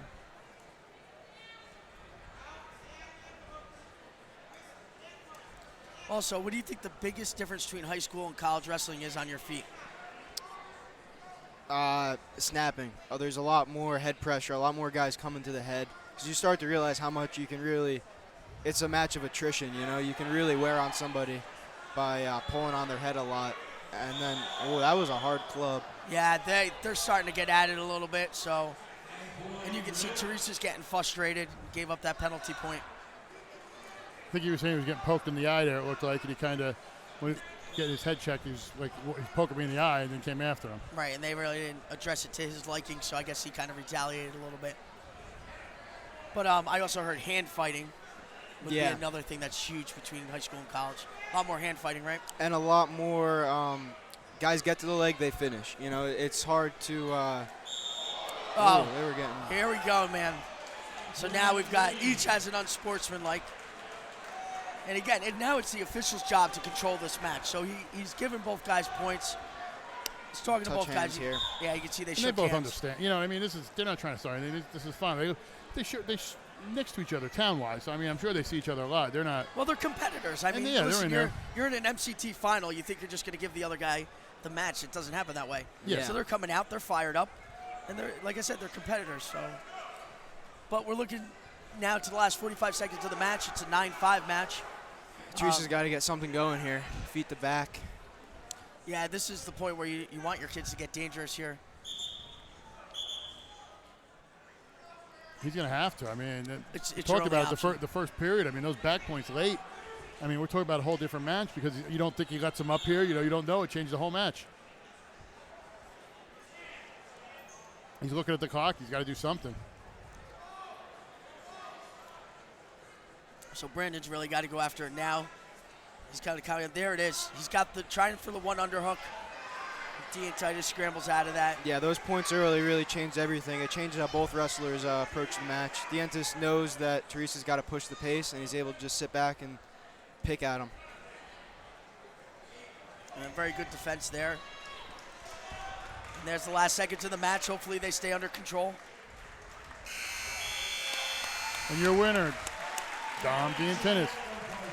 Now back to that commercial. UPWA Pro Wrestling. The UPWA, the fastest growing pro wrestling promotion on the East Coast, provides more bang for your bucks. For the past 14 years, we provided the best entertainment, including WWF stars Billy Gunn, Chris Masters, WCW star Buff Bagwell, and others. Go to theupwa.com. So sit in, tune in, buy your ticket to get ready to be brought back in time when professional wrestling was the hottest thing around.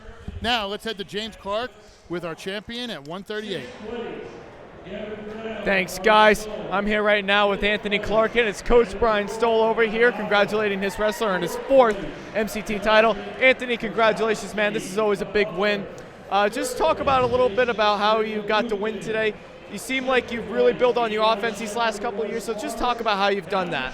Well, as you see last year, I was 120. I went up a few weight classes, so kind of had to push the pace a little more, dictate more, and kind of get more strength in me and lift kids up, go on my attack more, and can't really hang back like I used to. It seems to really work out for you. Now, another question is, too, for these nutrition. You seem to maintain your weight all year round with no problems. Talk a little bit about how you do that and the nutrition, like your diet and all that. I use this guy named Dan Warnikoff. His company's called Champions Athlete. I've been going since freshman year when I was cutting weight. He was a great guy. Every time he would text me in the morning, ask me how I was away, make sure my weight was good. Whenever I needed to adjust my meal plan, he adjusted it for me right there. But this year, not really cutting too much weight, but I still kind of text here and there, just like stay healthy and keep up big portions of food. All right, well, it seems to work out for you, sir. Congratulations to you. Hope to see you down in AC. Now back to Don and Coach Big. PJ going. We're going to start this next match here, 160. Dante Stefanelli versus the hometown boy, Anthony Sparrow. Oh, nice move there. Stefanelli was deep in the half. Sparrow with the scramble. See if he can come around, get the 2. Wow, I am Stefanelli working hard. surprised that is a no call. He's waving that down. Sparrow's a tough wrestler. He didn't wrestle last year due to injury, and he's back on the mat, and here he's turning in the right direction. He's still no takedown. Maybe that was a good no call by official Joe Rossetti. And Joe's done some really big matches. He's the one who just did the Wyoming Blair match, Wyoming Seminary Blair match. So.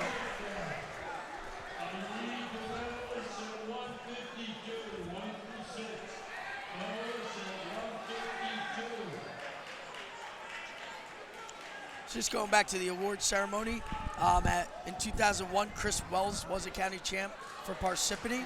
He'll be giving those awards out when those guys come up to the podium or to the mat. Escape by Sparrow, 2-1, Del Barton.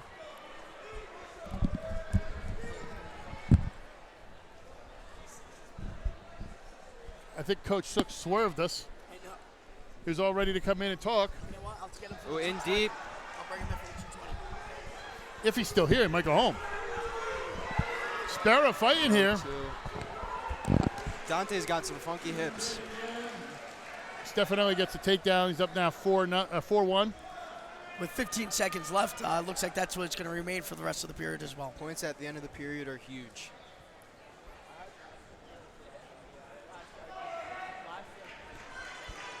This tournament's actually moving pretty quickly. Some really good matches. But they've really moved it along. I think that hour start early was nice too. Yeah, you get home a little early. You don't have to go crazy, especially tomorrow. Super Bowl Sunday, you want to get done. You want to get there. I know there was a little scare earlier in the week with the weather report. They talked that maybe it would be snowed out today and pushed back. I didn't mind because that just means more people would be sitting at home watching our live stream. So it would have worked out well for me.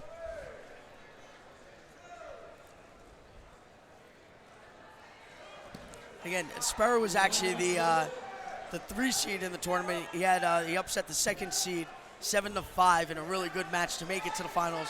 Stefanelli dominated his way to the finals and actually pinned Jacob Luciani or tech Jacob Luciani in 3 minutes and 40 seconds to get there. Good job there by Stefanelli. He starts on the bottom, gets the escape, and then goes right in on the single, takes him down, makes it a 3-point play right there. Yeah, it's nice when you get those 1 and 2s there. I think he's working that north-south half. That tight waist is deep, holding Or Sparrow down. That back neck grab. He's looking for the rutabaga special. Other people probably don't even know what rutabaga is. I know what rutabaga is. I have an old grandma. She used to make rutabaga pie and tell me how good it was, and I was like, pass. I'm good. So Stefanelli's locked up an arm bar, and he's kind of powering in the back of the neck with it. Usually you got to have an arm bar in something to turn it, and Sparrow gets out of it. Okay, 152. We need the first place, third place, and fifth place. Tough ride from Stefanelli. See, you could close out the period on top. Yeah, neither doing too much. Finally, Sparrow, Anthony gets to his feet. At 152. Fellas at 152. Put the headgear back on, no cauliflower ear. It's nice to see 2 seniors make their way to a final 2. So it's their last opportunity to gain that MCT championship. And again, with Anthony being out last year. That's a huge thing. I mean, he was really out all nice. year. Did Stefanelli win last year? I'm sure he did. Who did he wrestle that year? You want me to go back to it? Yeah, I'm almost sure he did because I think that was the run. I think he won. Oh, he's Calvetti got it won. locked up here. Oh, he's got a cradle got 10 lock. seconds to finish. You know what? I don't think I'm going to even have enough time to look that up. So usually here, if you highlight back over, which you'll probably see him do, boom, Yeah. right there. That's going to get That's the pin. it. He's done. He's done. Another big win by Stefanelli. Sparrow has nothing to be disappointed about. To come back and make it to the final in your home gym.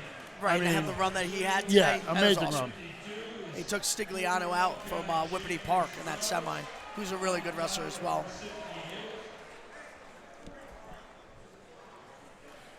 Edge Wrestling. Founded in 1984 as the first amateur wrestling school of its kind, the Edge provides itself on developing the whole athlete. It has produced over 100 New Jersey state champions, 100 state finalists, 59 Division I All-Americans, and over 100 coaches actively involved at the collegiate high school level.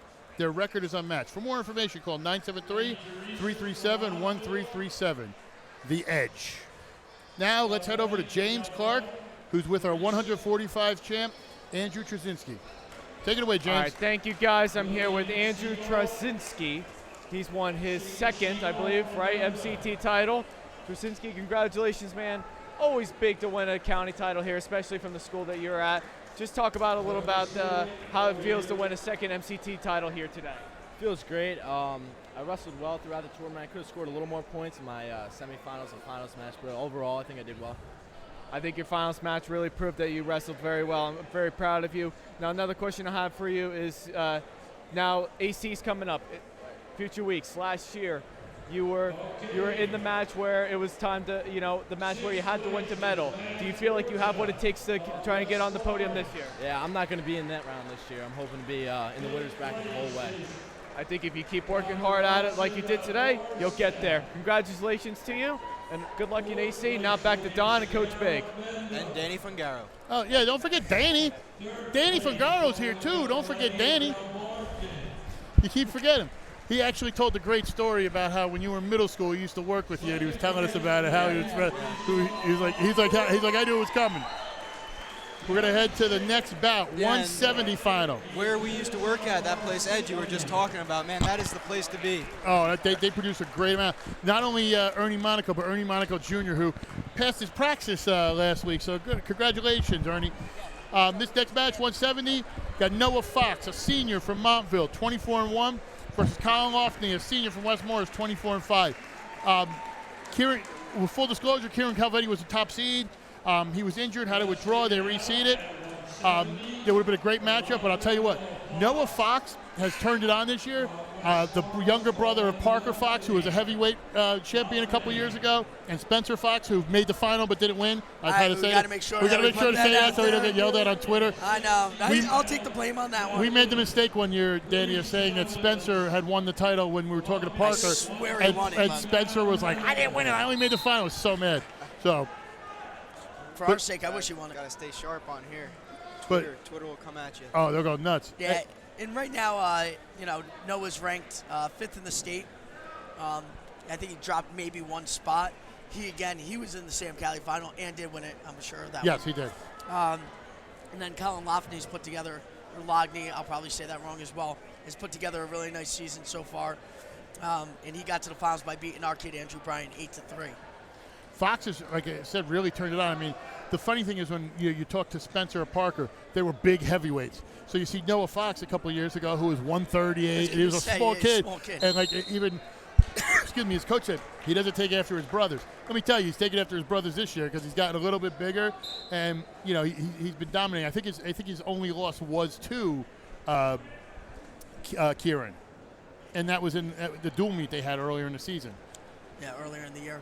Yeah, I think he had it. I think it was 3 weeks ago. Yeah, they. Let's see real quick.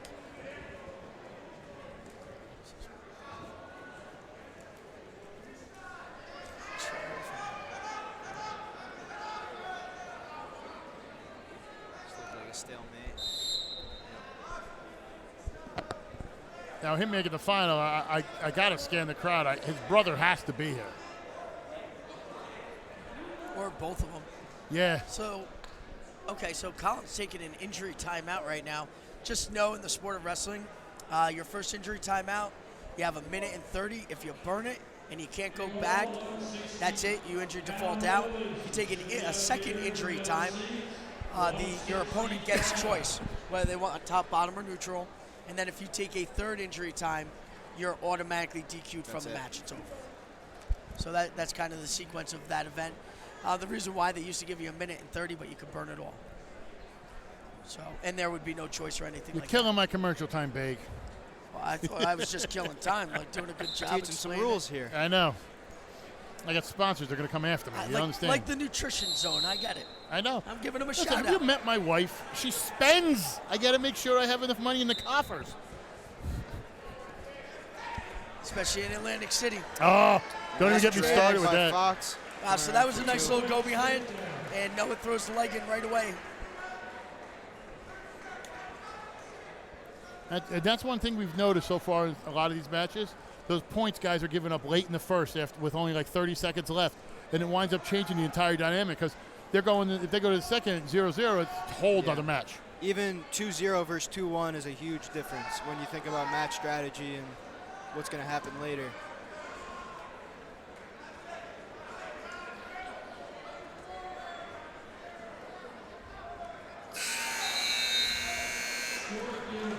(2-0) here for Fox going into the second. He wins the coin toss, going to defer. Lockney will go down.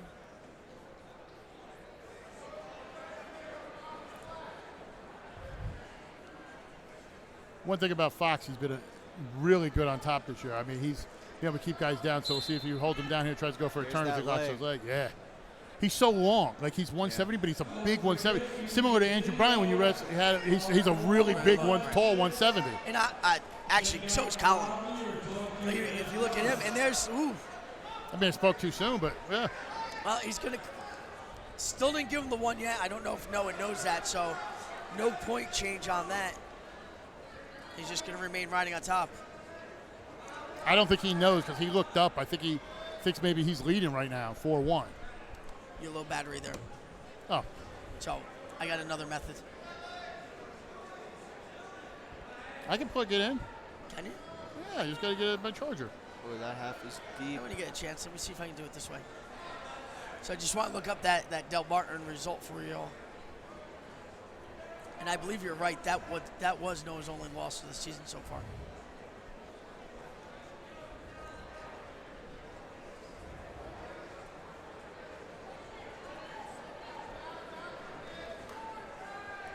think it is. I think that for some reason I remember looking at that. I think in that match, Stefanelli beat Noah Fox 8-3. If I remember correctly, did Conrad win in that match? In that match, Conrad did win, but he beat Nicholas Olivarium 11-2, major decision. So I remember it was Conrad and Conrad's still undefeated this season as well. Fox has got an arm bar in. If he drops that hip and rotates the elbow, he should turn Colin over. Colin's defending it by grabbing his own hand, but that's only a matter of time. That's going to last. And here it is. Fox got it locked in. Got 15 seconds here. Let's see if we can put him away. If not, Chris Rebels, the official, is holding 3 right now. Huge so points. At least get those 3 backs. Bring him out to a 5-0 lead. That's huge. Close. Got to hold out. Got it right at the end. Got it. Wow. With 0.1 seconds left on the clock. Chris Rebels, the official, calls the fall. That was in dominant fashion. Very impressive. Speaking of dominant, Nutrition Zone. Over 400 different products. We beat any price, on or offline. Shipping and student discounts available. Mention this ad to get a free energy drink or energy bar. The one-stop shop for all your supplement needs. Nutrition Zone in Rockaway. And Ginza in Bud Lake. Sunday, half-off classic rolls, dine-in only. Monday night, all ramen only $9.95. Pool tables and drink specials weekly. Ginza Bud Lake.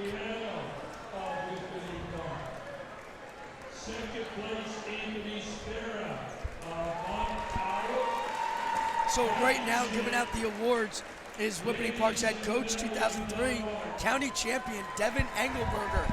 I think there's a little connection between Dan and Devin as well. Yeah, he was he still is a gym teacher at Boonton High School. We used to, talk a lot about wrestling. We have that connection. So Engelberger's a great guy. Love him. He wanted me to ask Donald something, but Donald's not on the headset anymore. What do you want you to ask him anyway? He said Donald's mad about something that he did to him yesterday. So I'm really interested to see what that's about. Donald and Engelberger, they go way back too, I think. I was gonna say they go back a long time. But Don's on a mission right now, and I don't know what it's about. Yeah, he texted me. He said, "Ask Brower if he's still mad at me." When he gets back on air, we gotta definitely mention that. He would always ask me, when he did the previews and stuff for the teams, he would always ask me a question at the end, like, if you and Engelberger wrestle, who's going to win? That kind of thing, or make up some joke about him. Oh, yeah, Don's good with that stuff. Just in case I don't say it, but at the 170-pound presenting the awards will be 2-time Jefferson County champ Ken Rossi. He won titles in 92 and 93. Ken's currently the head coach at West Morris. He's done an excellent job there. When he took over, not that the program was in shambles, but he's improved and made them pretty much almost a state-ranked program at times. With definitely quality wrestlers that he's produced. As you saw, he has 2 in the finals today. So some fakes going in there by Conrad. He shoots.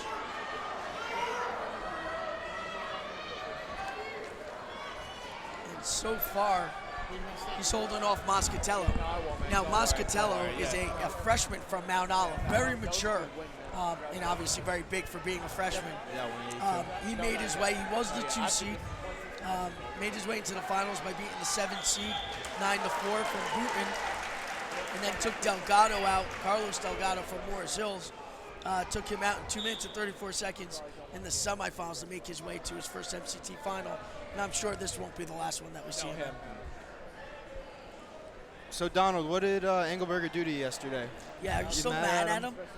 What did he do to me? Are you mad? No.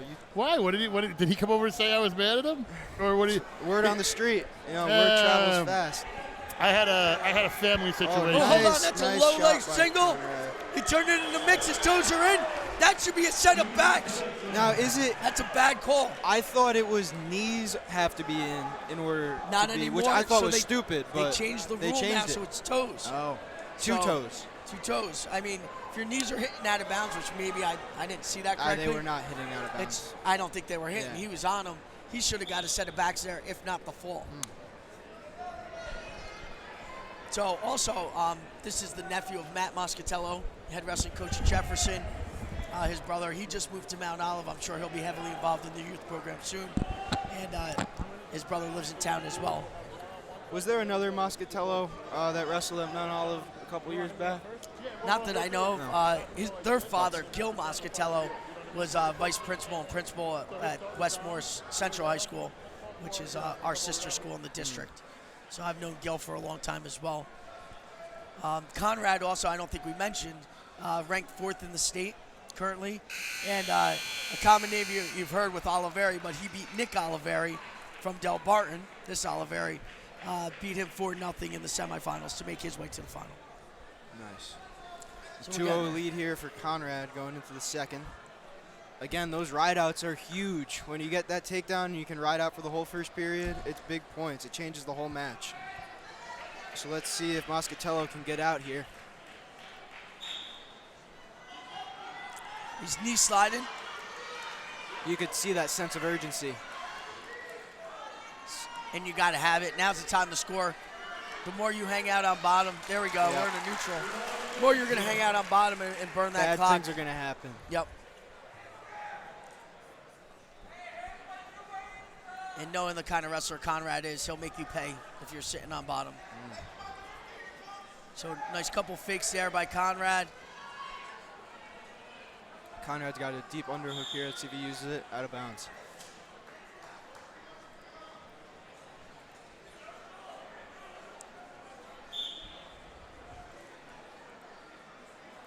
So here we go, minute 20 left in the 2-1 match in the second period.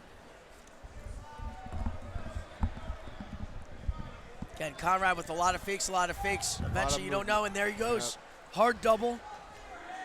Because one hand came off the leg and up to the hip. He's going to lose it. Yeah, that's where he lost that one. Should have stayed on 2 legs. You really want to snake behind the knees to keep that positioning. You want to keep the guy moving. You don't want to let him set his feet and be able to defend him there.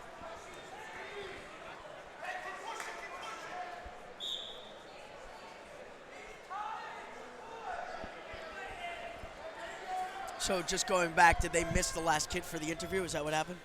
He's in the shower. Oh, So he went to take a shower. His coach is going to send him over after. So we're going to go a little out of order with some of the interviews. But we got Dante Stefanelli standing by, and then we're going to get Dom D'Antinis no matter what. So we're going to get him for an interview. He just banged Moscatello for backing out. Like he did back to the line, but he banged him as he shot in. Those are tough ones to swallow. Yeah, you hate to see that. I'll tell you what, though. See it too often. Conrad has been controlling all the action here. The Moscatello's got to get some offense going. I don't disagree with that, but it's hard to see it as he's shooting. You're going to hit him. You could tell if the cameraman, if he was turning, but we didn't want him to. Mr. Moscatello up there going crazy, yelling at the referee. I think that's, if I remember, that's Matt's brother. That's Matt's brother up there. And now I was just saying before, Matt moved into town. I'm sure he's going to get involved with their youth program. He's got some young kids. So I I'll saw tell the you whole what. family here. Jill, his dad was here as well. There's some really good families in Mount Olive that are coaches at other schools. This team's going to be. There's going to be a lot of names you're going to recognize wrestling in that red and gold. Yeah. Well, you already see it. Dave Ryerson's son's on the team now. Sean Bullock's got his kids involved. Yep. Who's the former head coach at Dover. He's in the room. You'll see now Matt Moscatello's been in the room a little bit, and he'll be in there even more. So they've really done a good job with the Mount Olive youth program. Great job with a lot that, of guys. A lot of those guys go to Edge, too, from the Mount Olive Youth Program. I like that subtle segue. There's a whole crew of them. You love to see it. So to answer your question, before, I had something going on, and Engelberger texted me about some of the stuff, because he likes to critique my podcast. And he'll say, you're wrong here. You're absolutely wrong here. How dare you pick this person? He goes, you sound like you're stupid. Do you even watch wrestling? He's like, and he goes, why don't you be a fan? And I was like, I'm more of a fan than you are. I said, if you want, I'll back out. And I said, nobody will cover you. I said, who you got covering you now? The Daily Record? That's a pamphlet on Sundays for a penny? Or another place that you go, another paper I won't mention that I used to work for. I'm like, the Star Ledger? Oh, how dare you? So sorry. Banging him again. That is, all right. I don't know. That's tough. That's what I mean. You're in high school here. He's got a nice ride going. 47 seconds into the match, boom, second stall call. That puts him down now 3-1. And he's working. It's not like he's not working. And he's not riding straight parallel, you know. Yeah, I think that I don't like call's that rough. call. That's a rough call there. Hopefully the officials won't watch this podcast or this broadcast. I hope too they much. do. I hope they do. I hope they do. Number 552 should listen up. He's actually a very good official. Oh, yeah, I'm I sure mean, he is. Nah, I've seen him down in the States a bunch, but I'll admit that call's rough. Yeah. Especially in a big stage like this. Right, and now he's putting his hands up like, what are you going to do? The funniest thing, too, is, Come on. We've talked to officials. You're going to be loved by half the room and hated by the other half. So, it's tough. So they go out of bounds with 32 seconds left. It's now a 3-1 match with that stall call. Hopefully Moscatello can ride him out. Anthony Moscatello can ride him out and see what happens. He's got to turn him. Isn't this the third period? Oh, it is the third period. My apologies. So, sorry, Strike Ryan. 3, Ryan. And he's got to try to do something here, get some points. That stall call is huge because if it's 2-1, he's going to cut him, look for the takedown. Yeah, exactly, Dan. He would have cut him at that point and looked to take him down. Now you can't do that. Yeah. Getting 2 takedowns against a kid like Conrad, Not who's in ranked 30 fourth in the seconds. state, is not going to happen. Yeah. I shouldn't say not, but it's very unlikely. Highly unlikely. I mean, we see some things happen, that are mind-boggling. What, like what was that match a bunch of years ago when it was? Hold on, I'll think about it. Cephalo versus whatchamacallit from Del Barton, and he hit the headlock on the edge of the mat. Yes, with yes. like no time left for the win. I remember Inarella, that one. I think it was. For that one. That was awesome. Was that Inarella? Or No. was that Farah? Farah. But I know he wrestled a bunch. Yep, a couple Farah times. right on the edge, boom, hit that headlock, got the W. So we've seen some really exciting matches here over the years. Let's head to James Clark with our winner at 160, Dante Stefanelli. Take it away, James. All right, thank you, guys. Now I'm here with Dante Stefanelli. He's a 2-time MCT champion here. Last year it didn't go exactly the way he wanted it, but this year he actually got the victory. Won by injury default. Yeah. Right, yeah. That's why we didn't want to bring that up. But anyway, this is his first official win. Congratulations, man. You looked very impressive against a tough wrestler like Spera. Just talk about a little bit about what you had to do to get ready for today and the future weeks. I got ready today like I want to get ready for every match, just getting a good warm-up in, blowing out my lungs, and just keeping in mind, go out there and wrestle my best, give the best effort that I have in me, and score a lot of points and have fun. Wrestle hard, have fun. That's always the best that you can do. Now, one last question for you. You're committed to wrestle at Penn University next year. Just talk a little bit about how does it feel to be committed to a big school like Penn? I'm really excited to be committed. The academics and athletic opportunities that I'll have next year are some of the best in the country. Looking forward to getting in the room with Coach Reyna and Coach Slay and all the coaches and guys they have next year and seeing where my abilities can take me. Working hard and, again, just having fun. All right, man. Well, congratulations to you. Hope to see you down at AC. Now back to Don and Coach Begg. All right, we've now gotten the 195-pound match underway. We've got Luke Jaconis from Del Barton into the finals in the semifinals. He pins Gavin Kamoya in 1 minute and 38 seconds. Tommy Goodwin, one loss on the year. He won in the semifinals with a 9-0 major over David Sisko from Kinnelon. 182-pound medalist. Now, Tommy's only loss came much earlier in the year. It actually came on December 30th against Passaic County Tech. Against Passaic County Tech, he actually bumped up to 195, and he wrestled. He bumped up. He is at 195. He bumped up to 220 to wrestle Yusu Gomez, who's also a state qualifier. He lost a 2-1 decision. So I think we're going to have a battle here at this 195-pound match. Got a little blood time here. We'll take a quick break with commercial. Come back. What moves you? Our board-certified physicians and specialists, unmatched innovation, customized treatment plans, convenient extended hours, and urgent care make it all possible. Because what moves us is you. OrthopedicNJ.com. Salerno Dwayne Auto Group, Denville, Newton, Summit, Randolph, and East Brunswick. It is covered by the Salerno Dwayne warranty. www.salernodwayne.com. Like we said, 195. We're back here with the blood time. Jaconis, a senior from Del Barton, 25-4. Tommy Goodwin, a junior from Pequannock, 28-1. Chaconis, his second year at Del Barton. He transferred in from Don Bosco Prep, where that name is very famous. Go down to the States, they were the ones that would hold the heavyweight title belts after they won, his older brothers. And Tommy Goodwin kind of came on last year, and it's been a surprise for LaPaglia's team, and doing a great job. And sitting here at 28-1, I mean, this is one of the stars for his squad. And if you ask Jay, he's actually going to say it's not a surprise to him. I think this is Chaconis right here. Yeah, I think if you ask Coach LaPaglia, it's not a surprise to him. He knew the caliber of wrestler that Tommy was coming in. Last year he qualified, won a couple matches in Atlantic City. This year he expects him to place, and beating a kid like Chaconis is not out of the question. I know Luke's very aggressive with them right now on their feet, but as time goes on, you'll see that die out a little bit, and they'll just be going head to head.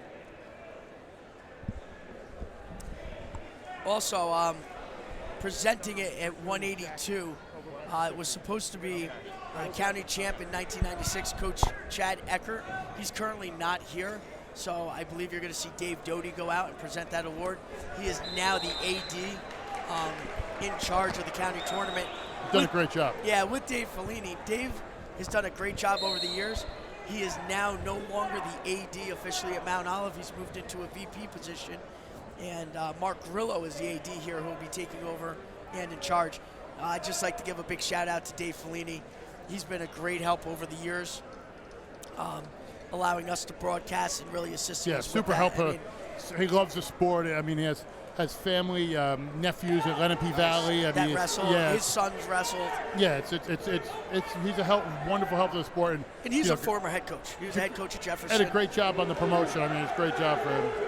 So right there, Luke Chaconis gets the takedown on the edge of the mat with less than 10 seconds. Another one of those late scores in the first period that changes the outlook of the match. I think part of that is, too, you're feeling out your opponent. So you kind of don't want to do a big mess up, especially in a county final like this. And you kind of feel it out, and now in the waning seconds you take that shot. That's where the big matches are won, at the end of the period and on the edge of the mat. That's what coaches always say. Especially good coaches like Dave Ewan. And Ernie Monaco at edge. So right there you saw it was Tommy Goodwin's choice. He deferred it down to nothing. And then see what Tom's going to do on top.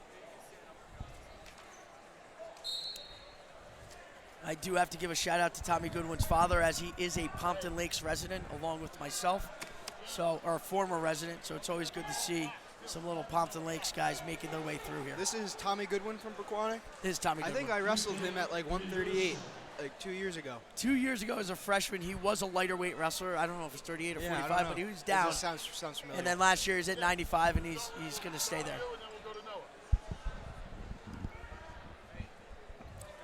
So then after this match, obviously I'm going to get up and go to the Gage Armijo PJ Casali match, because it's our wrestler in there. I think I don't want to say the second best match of the night. Hopefully it is the best match of the night. But when we roll around to 106, I'm excited to come back, because you got two top 10 nationally ranked guys, 1 and 2 in the state wrestling, and I think it's going to be a tremendous match. That's why I haven't filled out my OW form yet, and I'm waiting. So Gage is another guy. I used to wrestle him in middle school. He just got in the weight room a little more than me. Just a little bit, yeah. When Gage was a freshman, he wrestled 45, bumped up to 52 by the time I'm talking districts way rolled around. back in like 6th grade or something. Yeah, he's kind of filled out. Yeah, definitely. So he hits the weights hard. I mean, I would say he lifts almost 2 hours almost every day. Wow. So he's puts a lot of time and dedication towards that. So right now we're looking at a 4-0 match in the second period with 48 seconds left on the clock. And you see Chaconis just trying to chop there. There it is, nice arm chop, trying to flatten Tommy out. Yeah, he's got 30 seconds to ride him out here. And getting a point here in the end of the match would be huge, but here we go. Chaconis throws in the leg, and that's going to make it a lot more difficult to score at this point. Legs are tough to clear.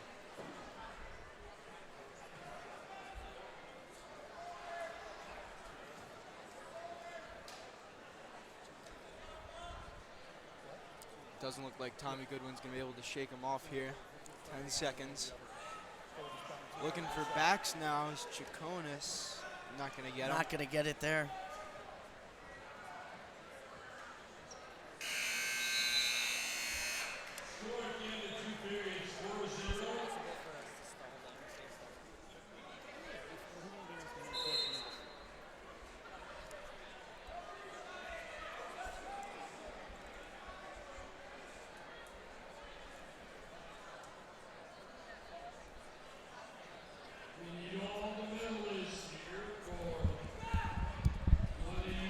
Two on the edge there for Chaconis, so he's really opened up this match. 6-0 now. Yeah, he's opening it up a lot. Tommy's going to have to hit something big and really start closing that gap.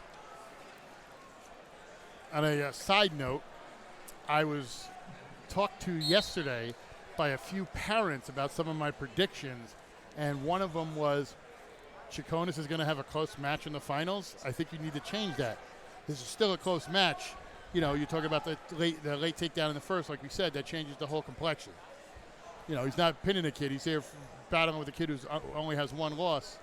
Yeah, That's close to me. Talking to Coach Lapaglia, he thought the match was going to be, we were talking at the county senior meeting, he thought the match was going to be very tight too. I mean, obviously being down 6-0 is a little bit dominant, especially when he's getting those takedowns on the edge of the mat, getting them late. So, but this is good for improvement time too. Like, this is your last big tournament up until this state run, so you can analyze your match. I mean, you made it to an MCT final. What did you do good? What did you do poorly? Yeah. What can we do to improve? Because you might see him down in Atlantic City again. So a lot of film to look at. Right. And break it down and see where you can improve. Escape by Goodwin. Yeah, at least an escape there. Only You know 40 seconds left of the match. You know what's interesting about Del Barton, I've noticed this the last few years? How aggressive they are on the edge. Other guys seem to they get close, they give up, but Del Barton's always taking shots there right there. The end of the period. Yeah. Those That's are the like two their spots. go time. But that should be everybody's go time. Yeah. I mean, they're well trained. But that seems to be the difference. Everybody, you know, you get some guys they kind of shut down. They see that, and they're now Del Barton's shooting. Tommy's got to go something here big. I mean, it's getting late here. Right, we're looking at 20 seconds left in the match.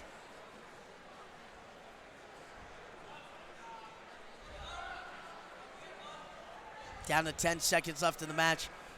Maybe not 10, I can't see the score. Yeah, it was the last 10 seconds, so unless Tommy's going to throw him now, we're looking at Chaconis as the winner of this match. And again, shooting in late and almost getting the last second takedown. Chaconis with the 6-1 win. He's your champion. So guys, it's been a pleasure. I will be back, and hopefully I'll be back saying Gage Armijo is the winner. Perfect.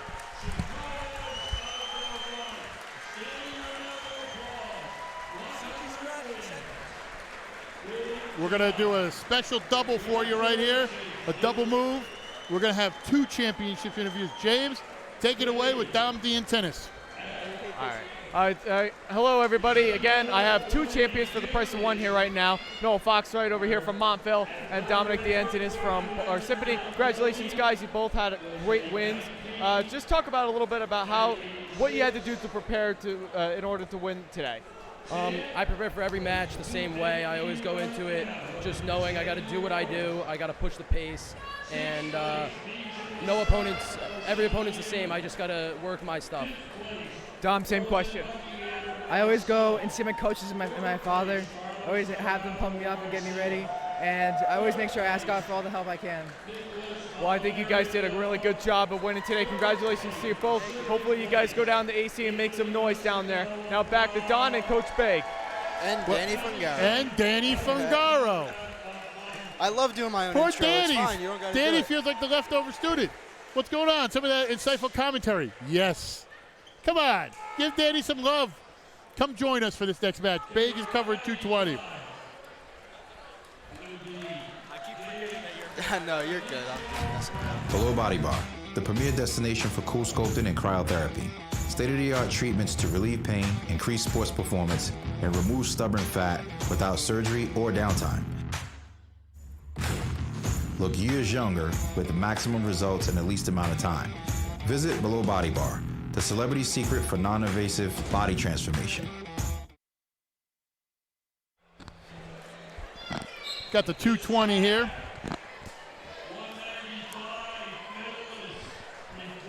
We got the match placard we're going to throw up here in a second, talking a little bit about it. The 220 match placard. Gage Armijo. 1 loss on the season. Good job getting his hips back there, using some power. A lot of power here at the 220-pound weight class. What could be a state final right here, right now, is what we're watching. You know, it feels great to be back in the commentary room. Gage Armijo, 29-1, a senior from Mendham.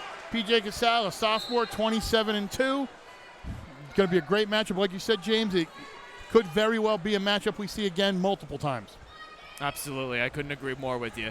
It actually feels great to be back in the commentary room. You know, it gets a little overwhelming when you interview after every wrestler. So You're afraid they're gonna take you down or something, huh? well, yeah, that too. You know, I was a little worried about when I interviewed Stefanelli there, and I had to correct him when he won by injury default last year at his MCT final against Justin LeMay. You know what's interesting about this match is, you know, we've talked about Gage in the past having 95 wins by pin, which is unheard of. It's ridiculous. And wow, what usually a scramble here. But Kessel fighting. That was a very impressive takedown there by Kessel as he leads 2-0. Both guys showing some athleticism there. See if Gage tries to work up. I So think you said 95 wins by pin? By pin. I mean, most high school wrestlers are looking for 100 wins, period. Yeah. And he's got 95 By by pin. pin. That's a lot. I don't think you'll know any other wrestler in the state of New Jersey that has 95 career pins. That's just outstanding to have. I think for Gage here, he obviously wants to not give up any more points, maybe get 1 out of this, so it makes it a little closer. Point here. As the clock ticks down here, with Kessel up 2-0 over Gage Armijo. We have seen a lot. Oh, wait, before I say that. Well, yeah, we have seen a lot of 2-0 first periods, or a lot of times where the guy gets ridden out at the end of the first. That's something these guys, when they go back and look at film, they're definitely going to want to focus in on, because those points are huge. I'll keep Absolutely. saying it. Absolutely, especially these two studs right here, for sure. Now Armijo's going bottom here to start second.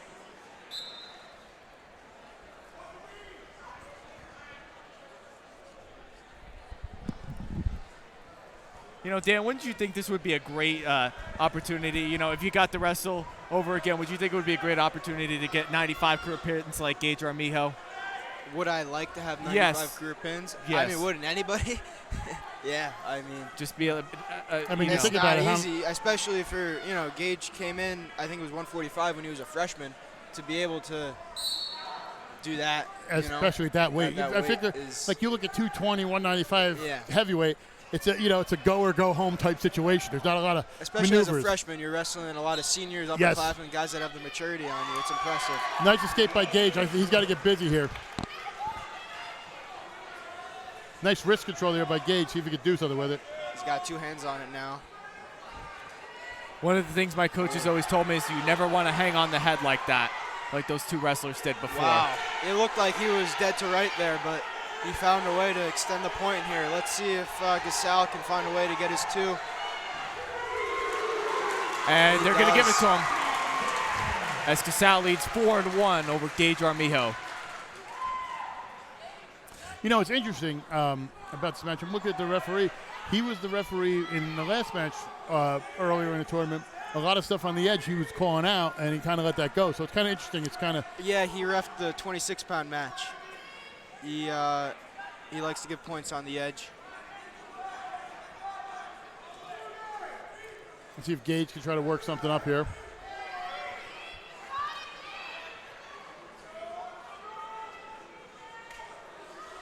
As he tries to move out there, but I think they're just going to go out of bounds, and they do. Again, another big point here. 20 seconds. This point is going to matter a lot when it comes to the third period. He needs to get out now here. If he can get out now here, that'll make the deficit a little bit smaller. I think he wants to look to get out, but if he could think he could hit a reversal here, I mean, that's huge. Hit a reversal with some backs right before the buzzer. You know that's wrist, always it's big. going to be tough to do anything. Oh, that. Coach Stoll not happy with that call. Yeah, I would not be either. That's another thing I like about college. A lot less potentially dangerous. They trust you a lot more to, you know, that you're controlling the tie and not trying to hurt somebody. Kessel throws in that leg there. Still finds a way to ride him out. Yeah, he's going to ride him out here. It's going to head to the third, 4-1. Looks like they're going to go neutral here, I think Coach Stoll was indicating right there. No, he's put Kessel on the bottom. Okay.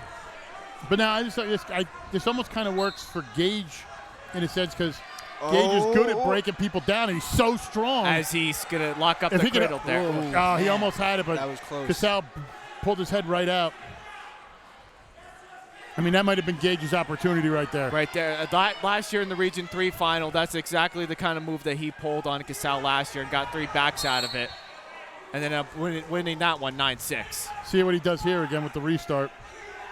He's just so strong, it's ridiculous. It's too bad we didn't get to see this final last year. They both met in the semis, and Gage won that one 12-5. So to see it come again in the finals here at the MCTs in Mount Olive, it's incredible.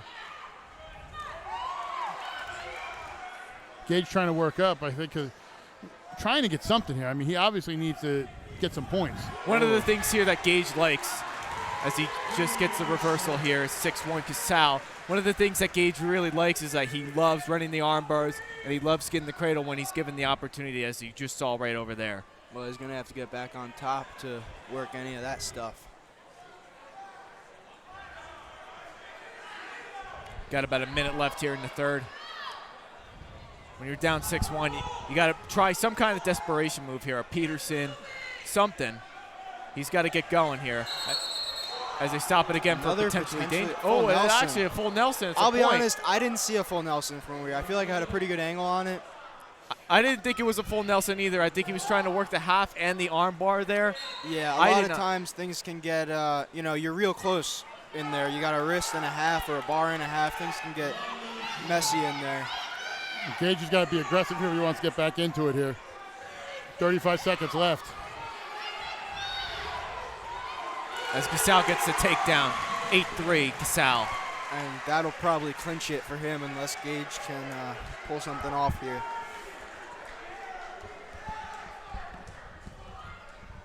Looks like he's going to hold him down. Kessel's going to hold him down here. A little bit of an upset, but I mean, still two really good wrestlers. Yeah, good match. I have a feeling we'll see this one again. I definitely think we will.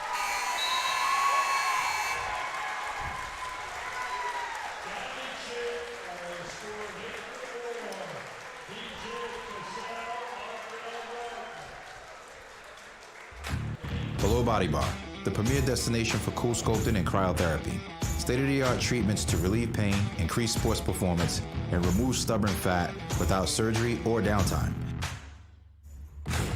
Improve the quality of your life with Denville Medical and Sports Rehabilitation Center.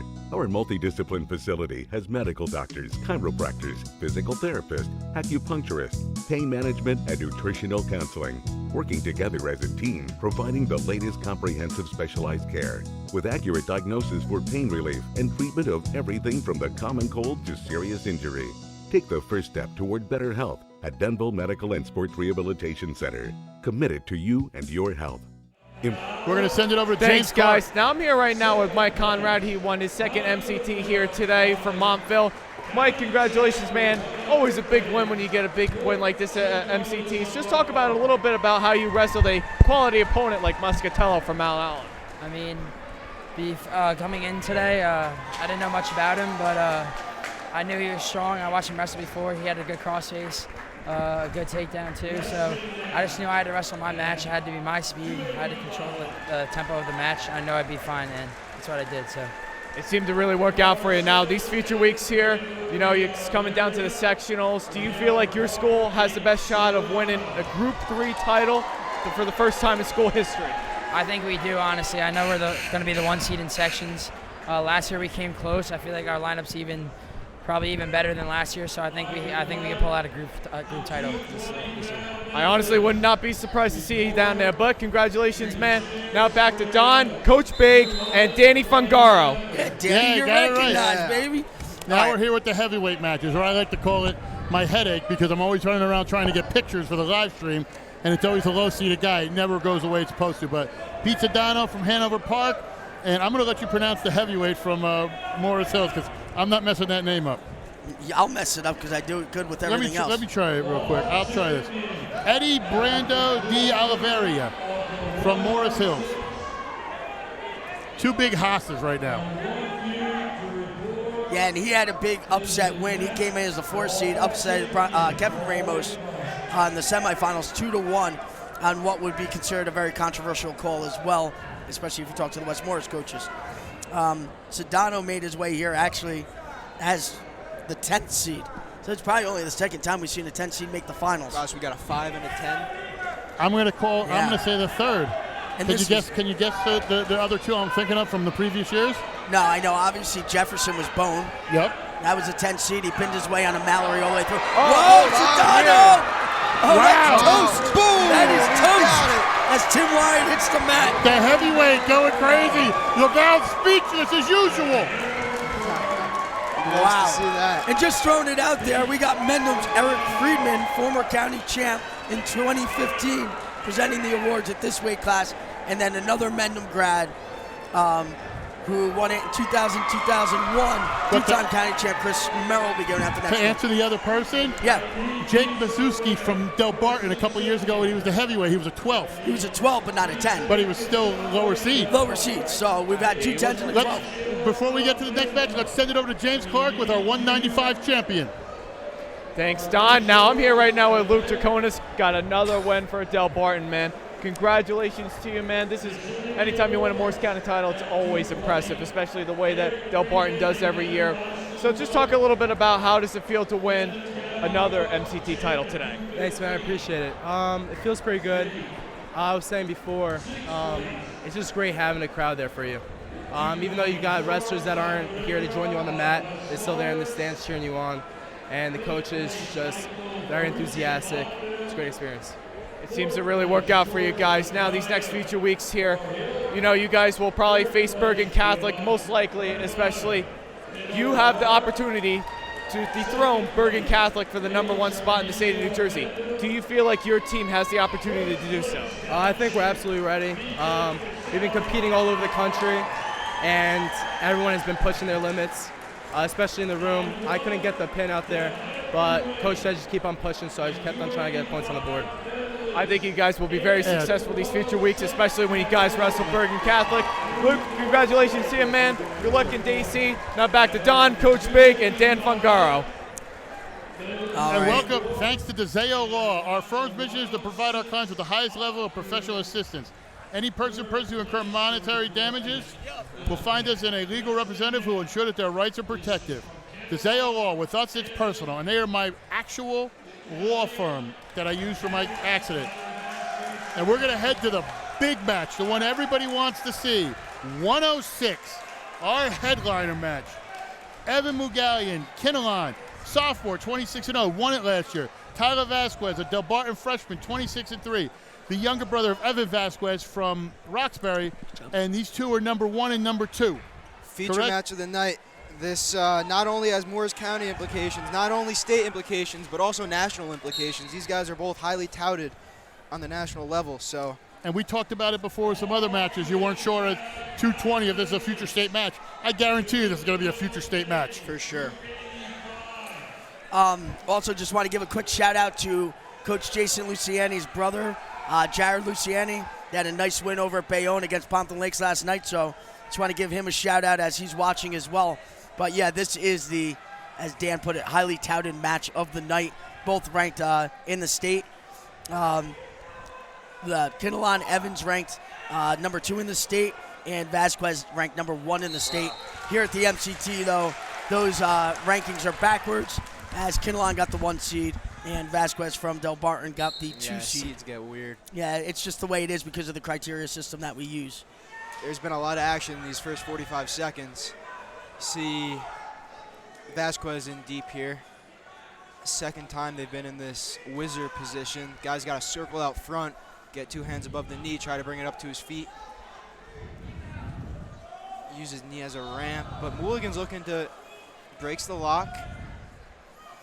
And also, just going back to the tournament itself, I think right now the standings have solidified. So Del Barton ran away with the tournament again. They came into the finals with 280.5 points. Clear run away from Montville, who's behind them with 169, who's definitely finishing second. Mount Olive will come in third. And then we were pretty close with West Morris, but West Morris will finish as the 4th, and we'll round it out in the top 5 by finishing 5th, just 7.5 behind West Morris. But wow, what a great takedown there. Quick go behind by Evan. And there's only 25 seconds left in the period, so hopefully he'll be able to ride him out, taking that into the second. Again, we're in this situation. Bottom guys got to work for 1 here. It's a huge point. Has there not been a match set for Penn or something like that where it's been a late score in the first period? It seems to be every period. And I bet, you know, if you watch, oh, wow, we're looking for backs here. He's got him. 3. That's huge. Totally huge. I mean, that completely changes the complex of this match heading into period 2 and 3. You watch any high-level wrestling, and you'll see those points at the end of the period and on the edge of the mat are where guys are just winning matches. One thing I've noticed, too, about Evan, especially in this tournament, he won it last year, but it almost seemed like he was second fiddle because everybody was so hyped on Vasquez, and I think he felt a little disrespected, so he kind of wanted to make a statement in this match. From Kinnelon, too, smaller program. Very small. Yeah, and actually last year it was him and Jack Bertha were in the finals. So Coach DeCola's doing a great job rebuilding that program, too.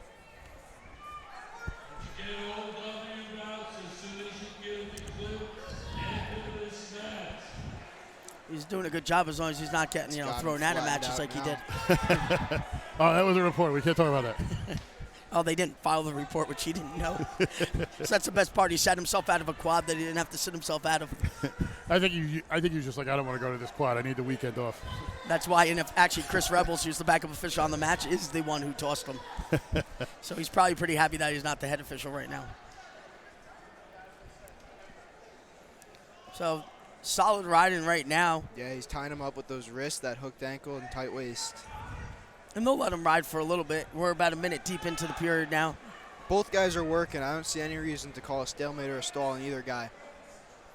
No, but sometimes it gets funky, and all of a sudden you'll just see him blow it and restart him. Yeah. But I think you're right. He's trying to run that arm lever out to the side.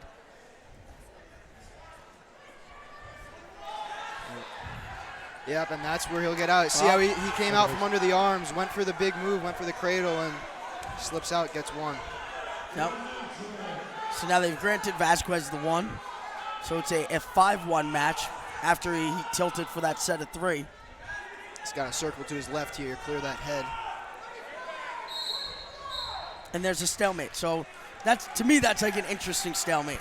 Because really he could have posted, like you said, circled out, cleared it, but they restart him anyway. Kind of gives the Kinnelon, gives Evan an advantage. Yeah, refs are weird.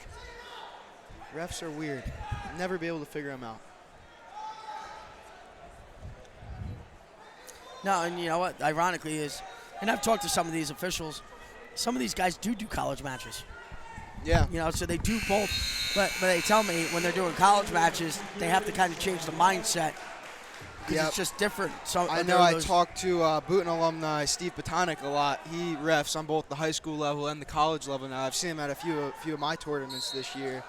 And he talks about it. It's a totally, not totally different, but, you know, there's just different aspects and different stuff going on at both levels.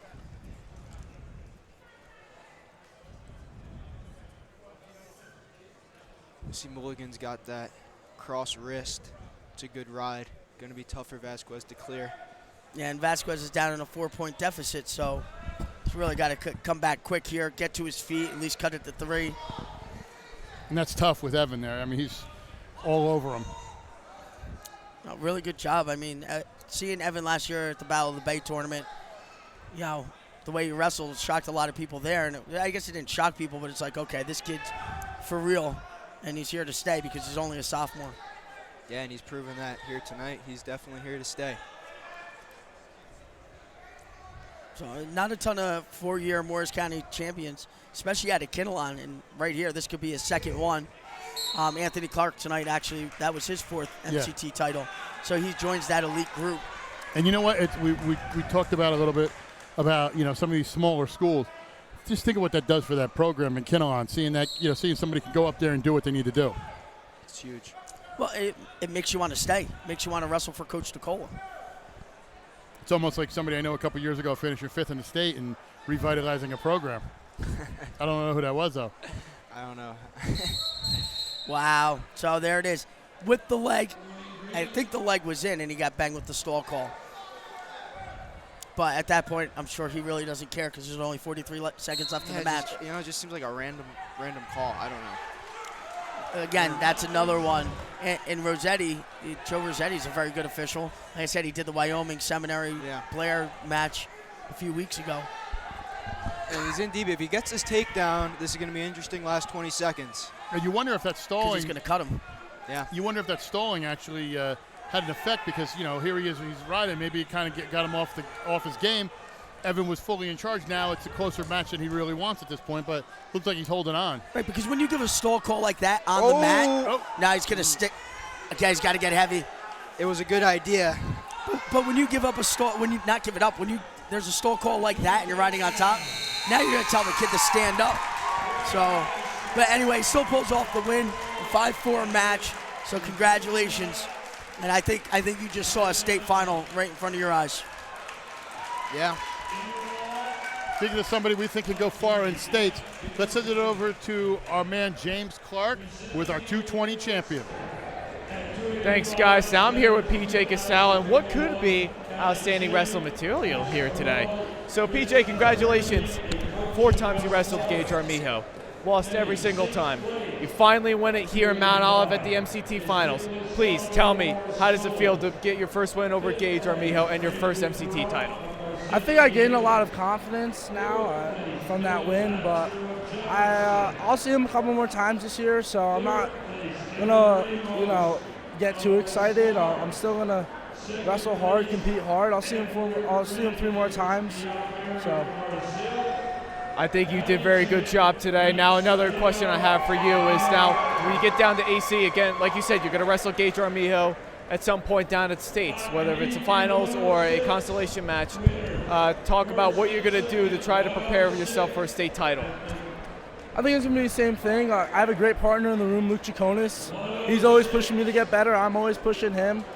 So we're going to be looking for each other. We're going to still push hard in the room, outside of the room too.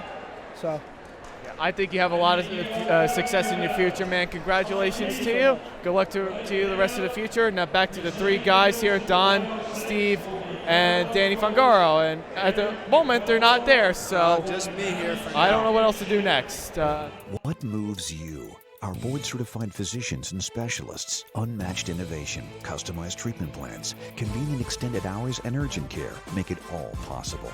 Because what moves us is you. OrthopedicNJ.com. Salerno Dwayne Auto Group, Denville, Newton, Summit, Randolph, and East Brunswick. It is covered by the Salerno Dwayne warranty. www.salernodwayne.com. Below Body Bar, the premier destination for cool sculpting and cryotherapy. State-of-the-art treatments to relieve pain, increase sports performance, and remove stubborn fat without surgery or downtime. Look years younger with the maximum results in the least amount of time. Visit Below Body Bar, the celebrity secret for non-invasive body transformation. Below Body Bar. Look your best, feel your best. No surgery. Improve the quality of your life with Denville Medical and Sports Rehabilitation Center. Our multidiscipline facility has medical doctors, chiropractors, physical therapists, acupuncturists, pain management, and nutritional counseling, working together as a team, providing the latest comprehensive specialized care with accurate diagnosis for pain relief and treatment of everything from the common cold to serious injury. Take the first step toward better health at Denville Medical and Sports Rehabilitation Center, committed to you and your health. Let's send it to James Clark and Brian Sedano. All right, hi everybody. I'm here with Pete Sedano from Hanover Park. Won his first MCT title here today, the second for Hanover Park. Congratulations, Pete. This is a big win for you, I'm sure. Just talk about a little bit about how you had to get ready for today. I just had to work every single day to be able to get ready for everything, pretty much. Just working hard in the room, practicing every single day, losing weight, gaining muscle, just doing everything to be ready for this. That's the best that you could do, man. Now sectionals are coming up for the Group 2 North 2 sectionals here. Hanover Park has had a great tradition of wrestling all these years. This year, it seems like you guys are a bit young, but you're going to get better in the future. So when we get to the sectionals, just talk about how you're going to get better and try to get back to the Group 2 championship. It's like you just said, everybody's young. Everybody's got to learn from their mistakes and improve and find what they like. Like I keep on telling everybody that's young, find what you like, tell coach, and just improve from there. Just work on what you want to do. Honestly, man, that was probably the best answer I've got all day. So congratulations, CFP. Congratulations to your team as well. Now back to the three guys over here, Don, Coach Big, and Dan Fungaro. We got all the champions out here as we see Pete Sedano going out. They're going to take a champions picture. We still have Evan Mugallian coming out. He'll be here to talk. Let's do a couple commercials while we're waiting. Champion athletes. Dan Warnikoff and his nutrition system. Strength, endurance, fast recovery, improved performance, improved mood. WrestlerNutrition.com. And it's a proven fact. Evan Mugallian, Cross Olszewski, Nico Nardone, Anthony Clark, Dante Stefanelli, PJ Kessel, all champions, and they use Dan Warnikoff. DeZeo Law. Our firm's mission is to provide our clients with the highest level of professional assistance. These are just not words, but the values that drive the attorneys, paralegals, and other professionals in our firm. DeZeo Law. With us, it's personal. The UPWA is the fastest growing pro wrestling promotion on the East Coast. Provides you more bang for your buck in each show. We've had Billy Gunn, Chris Masters, Buff Bagwell, Robbie E., Tough Guys Inc., and The Stro. Go to theupwa.com for more details. Sit tight, tune in, buy your ticket to get ready to be bought back at a great time. And The Edge. Founded in 1984 as the first amateur wrestling school of its kind in the nation, The Edge prides itself on developing the whole athlete through the sport of wrestling to prepare them for life's challenges. Interesting leader and standard of excellence, over 3 decades of experience. For more information, call 973-337-1337. The Edge. And Marketplace Tavern and Market Tavern and Marketplace. At Market Tavern, our goal is to satisfy our guests every time. Located in Flanders on Route 206 with 23 beers on tap. Come join us for the Super Bowl. The Marketplace is off-site catering for the finest custom meats and seafood, a full-service deli bakery, fresh fruits and vegetables. So the next time you're looking to host an event or deciding where to go with your friends, allow us to make your night a memorable one. And Nutrition Zone. Over 400 different products. We beat any price, on or offline. Shipping and student discounts available. Mention you say, get a free drink or energy bar. The one-stop shop for all your supplement needs. Nutrition Zone. And Ginza Bud Lake. Sunday, half off classic rolls, dine-in only. Monday night, all ramen, only $9.95. Pool tables and drink specials available. Ginza Bud Lake. We're going to have one more interview. We're going to get Evan Mugallian. We're going to grab him real quick. But Coach Big, Danny Fungaro, tell us what you think. How you like it? How'd you like the tournament? I think the tournament ran well. As you're getting up and leaving, what the heck? Always a great tournament. Thanks for the question. Always been my favorite tournament to watch, favorite tournament to wrestle in. Yeah, I think the counties, and it's a good gauge of where you are at this point in the season. Because next week, it's the last week of dual meets. Then you go in the state sectional week. And in wrestling, you wrestle your quarterfinals on Monday. Hold on, here's Outstanding Wrestler. Yeah, and so Anthony Clark got most Outstanding Wrestler, four-time champ. So I can see that. This tournament, though, a lot of times coaches compare it to a region. You try to get top 4 in this. You treat it like a region tournament, and that really is the level of competition that you have here. It's a tough tournament and really impressive for all the guys that got medals this weekend. Especially this year with all those state-ranked guys. We promised one more interview, and let's head to James Clark with our 106 champion, Evan Mugallian. James, take it away. Thank you, Don. I'm here right now with Evan Mugallian. Did I say that right? Mugallian, thank you. Last year I didn't even make an attempt of it. This year I tried it. It actually worked out fine. Congratulations, man. Your second MCT title, especially over a very quality Del Barton wrestler and Tyler Vasquez, the freshman here today. So just talk about a little bit what you had to do to prepare for today, knowing that it was going to be a big match if you got to the finals. Yeah, so I've wrestled him. I wrestled him before a couple times. Every time it's a really hard match, a really close match, and I knew I was going to have to wrestle all out, and I couldn't hold anything back. I had to make sure that I didn't, tighten up and forget to wrestle the way I always do. that's basically what I thought about coming into the match.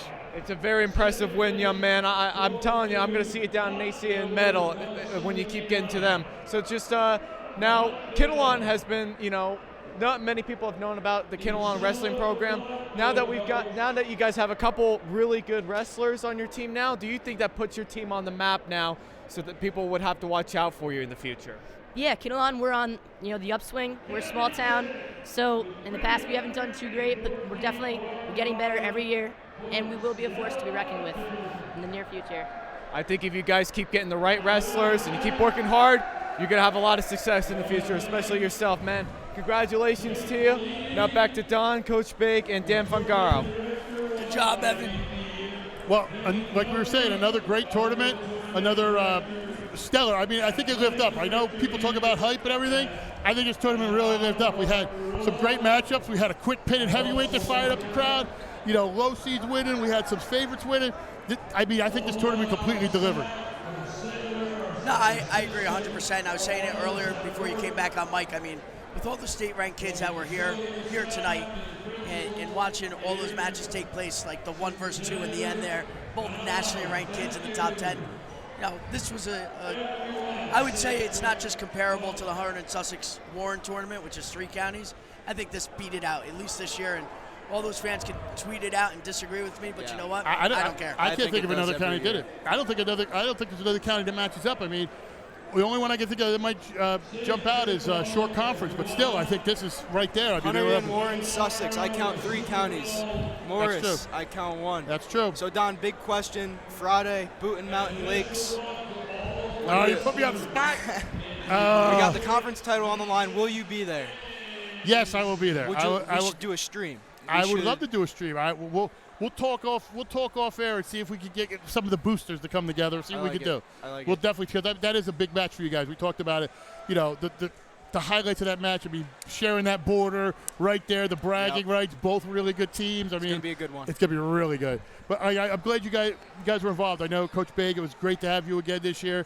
Danny, it was a pleasure to have you. Yeah, I know, thanks for having me. Showing us the different aspect, not only of a wrestler who went through it, but going into college and talking and doing a little bit, the differences. I mean, this is one of the best. And I mean, I'm glad we got to do this again, and hopefully, hint, we get to do it in the future going forward. So we'll see. Well, you know what? After doing it for 7 years, I think we've kind of set our place in this tournament. Dan, you coming on, it's better than interviewing you after your match. Yeah. It's nice having you here. I love to have the headset on for 2 hours, more than 5 minutes, Well, it's good for us to be able to bounce certain things off of you that you have that experience being here at the MCT. Yeah, it's fun. Wrestling at a Division I school now at Columbia. So, bring a lot of good perspective in. So thanks, man. Love to be here next year if I don't have a dual meet on this day. No problem. You're more than welcome. And like I said, congratulations and, on a great career and going to college and doing what you do. I know. I talk to your dad regularly on Facebook. He's so proud of you and your brother. So I'm glad you guys can be involved, and he can hear one on the stream, and he can see one wrestling out there. So. And I know you're debating about your college now, but maybe you go into commentating and broadcasting. There you go. Listen, build the resume up. You're more than welcome. Anytime I do some stuff, if you're around, you're more than welcome to sit in and go. Like you said, you had great commentary. I love it. It's a lot of fun. Just don't call any north-south takedowns. But you'd always come and do a Mendham whatever match too. So I'll see you Friday. But we're gonna wrap it up here. See you Friday. For Danny Fungaro, Coach Big, James Clark, and all the crew, I'm Donald Brower. Thank you for tuning in, and we hope to keep bringing this to you. MorrisCountyHSWrestling.com. We'll see you next year, guys. Bye, sports fans. Have a good one.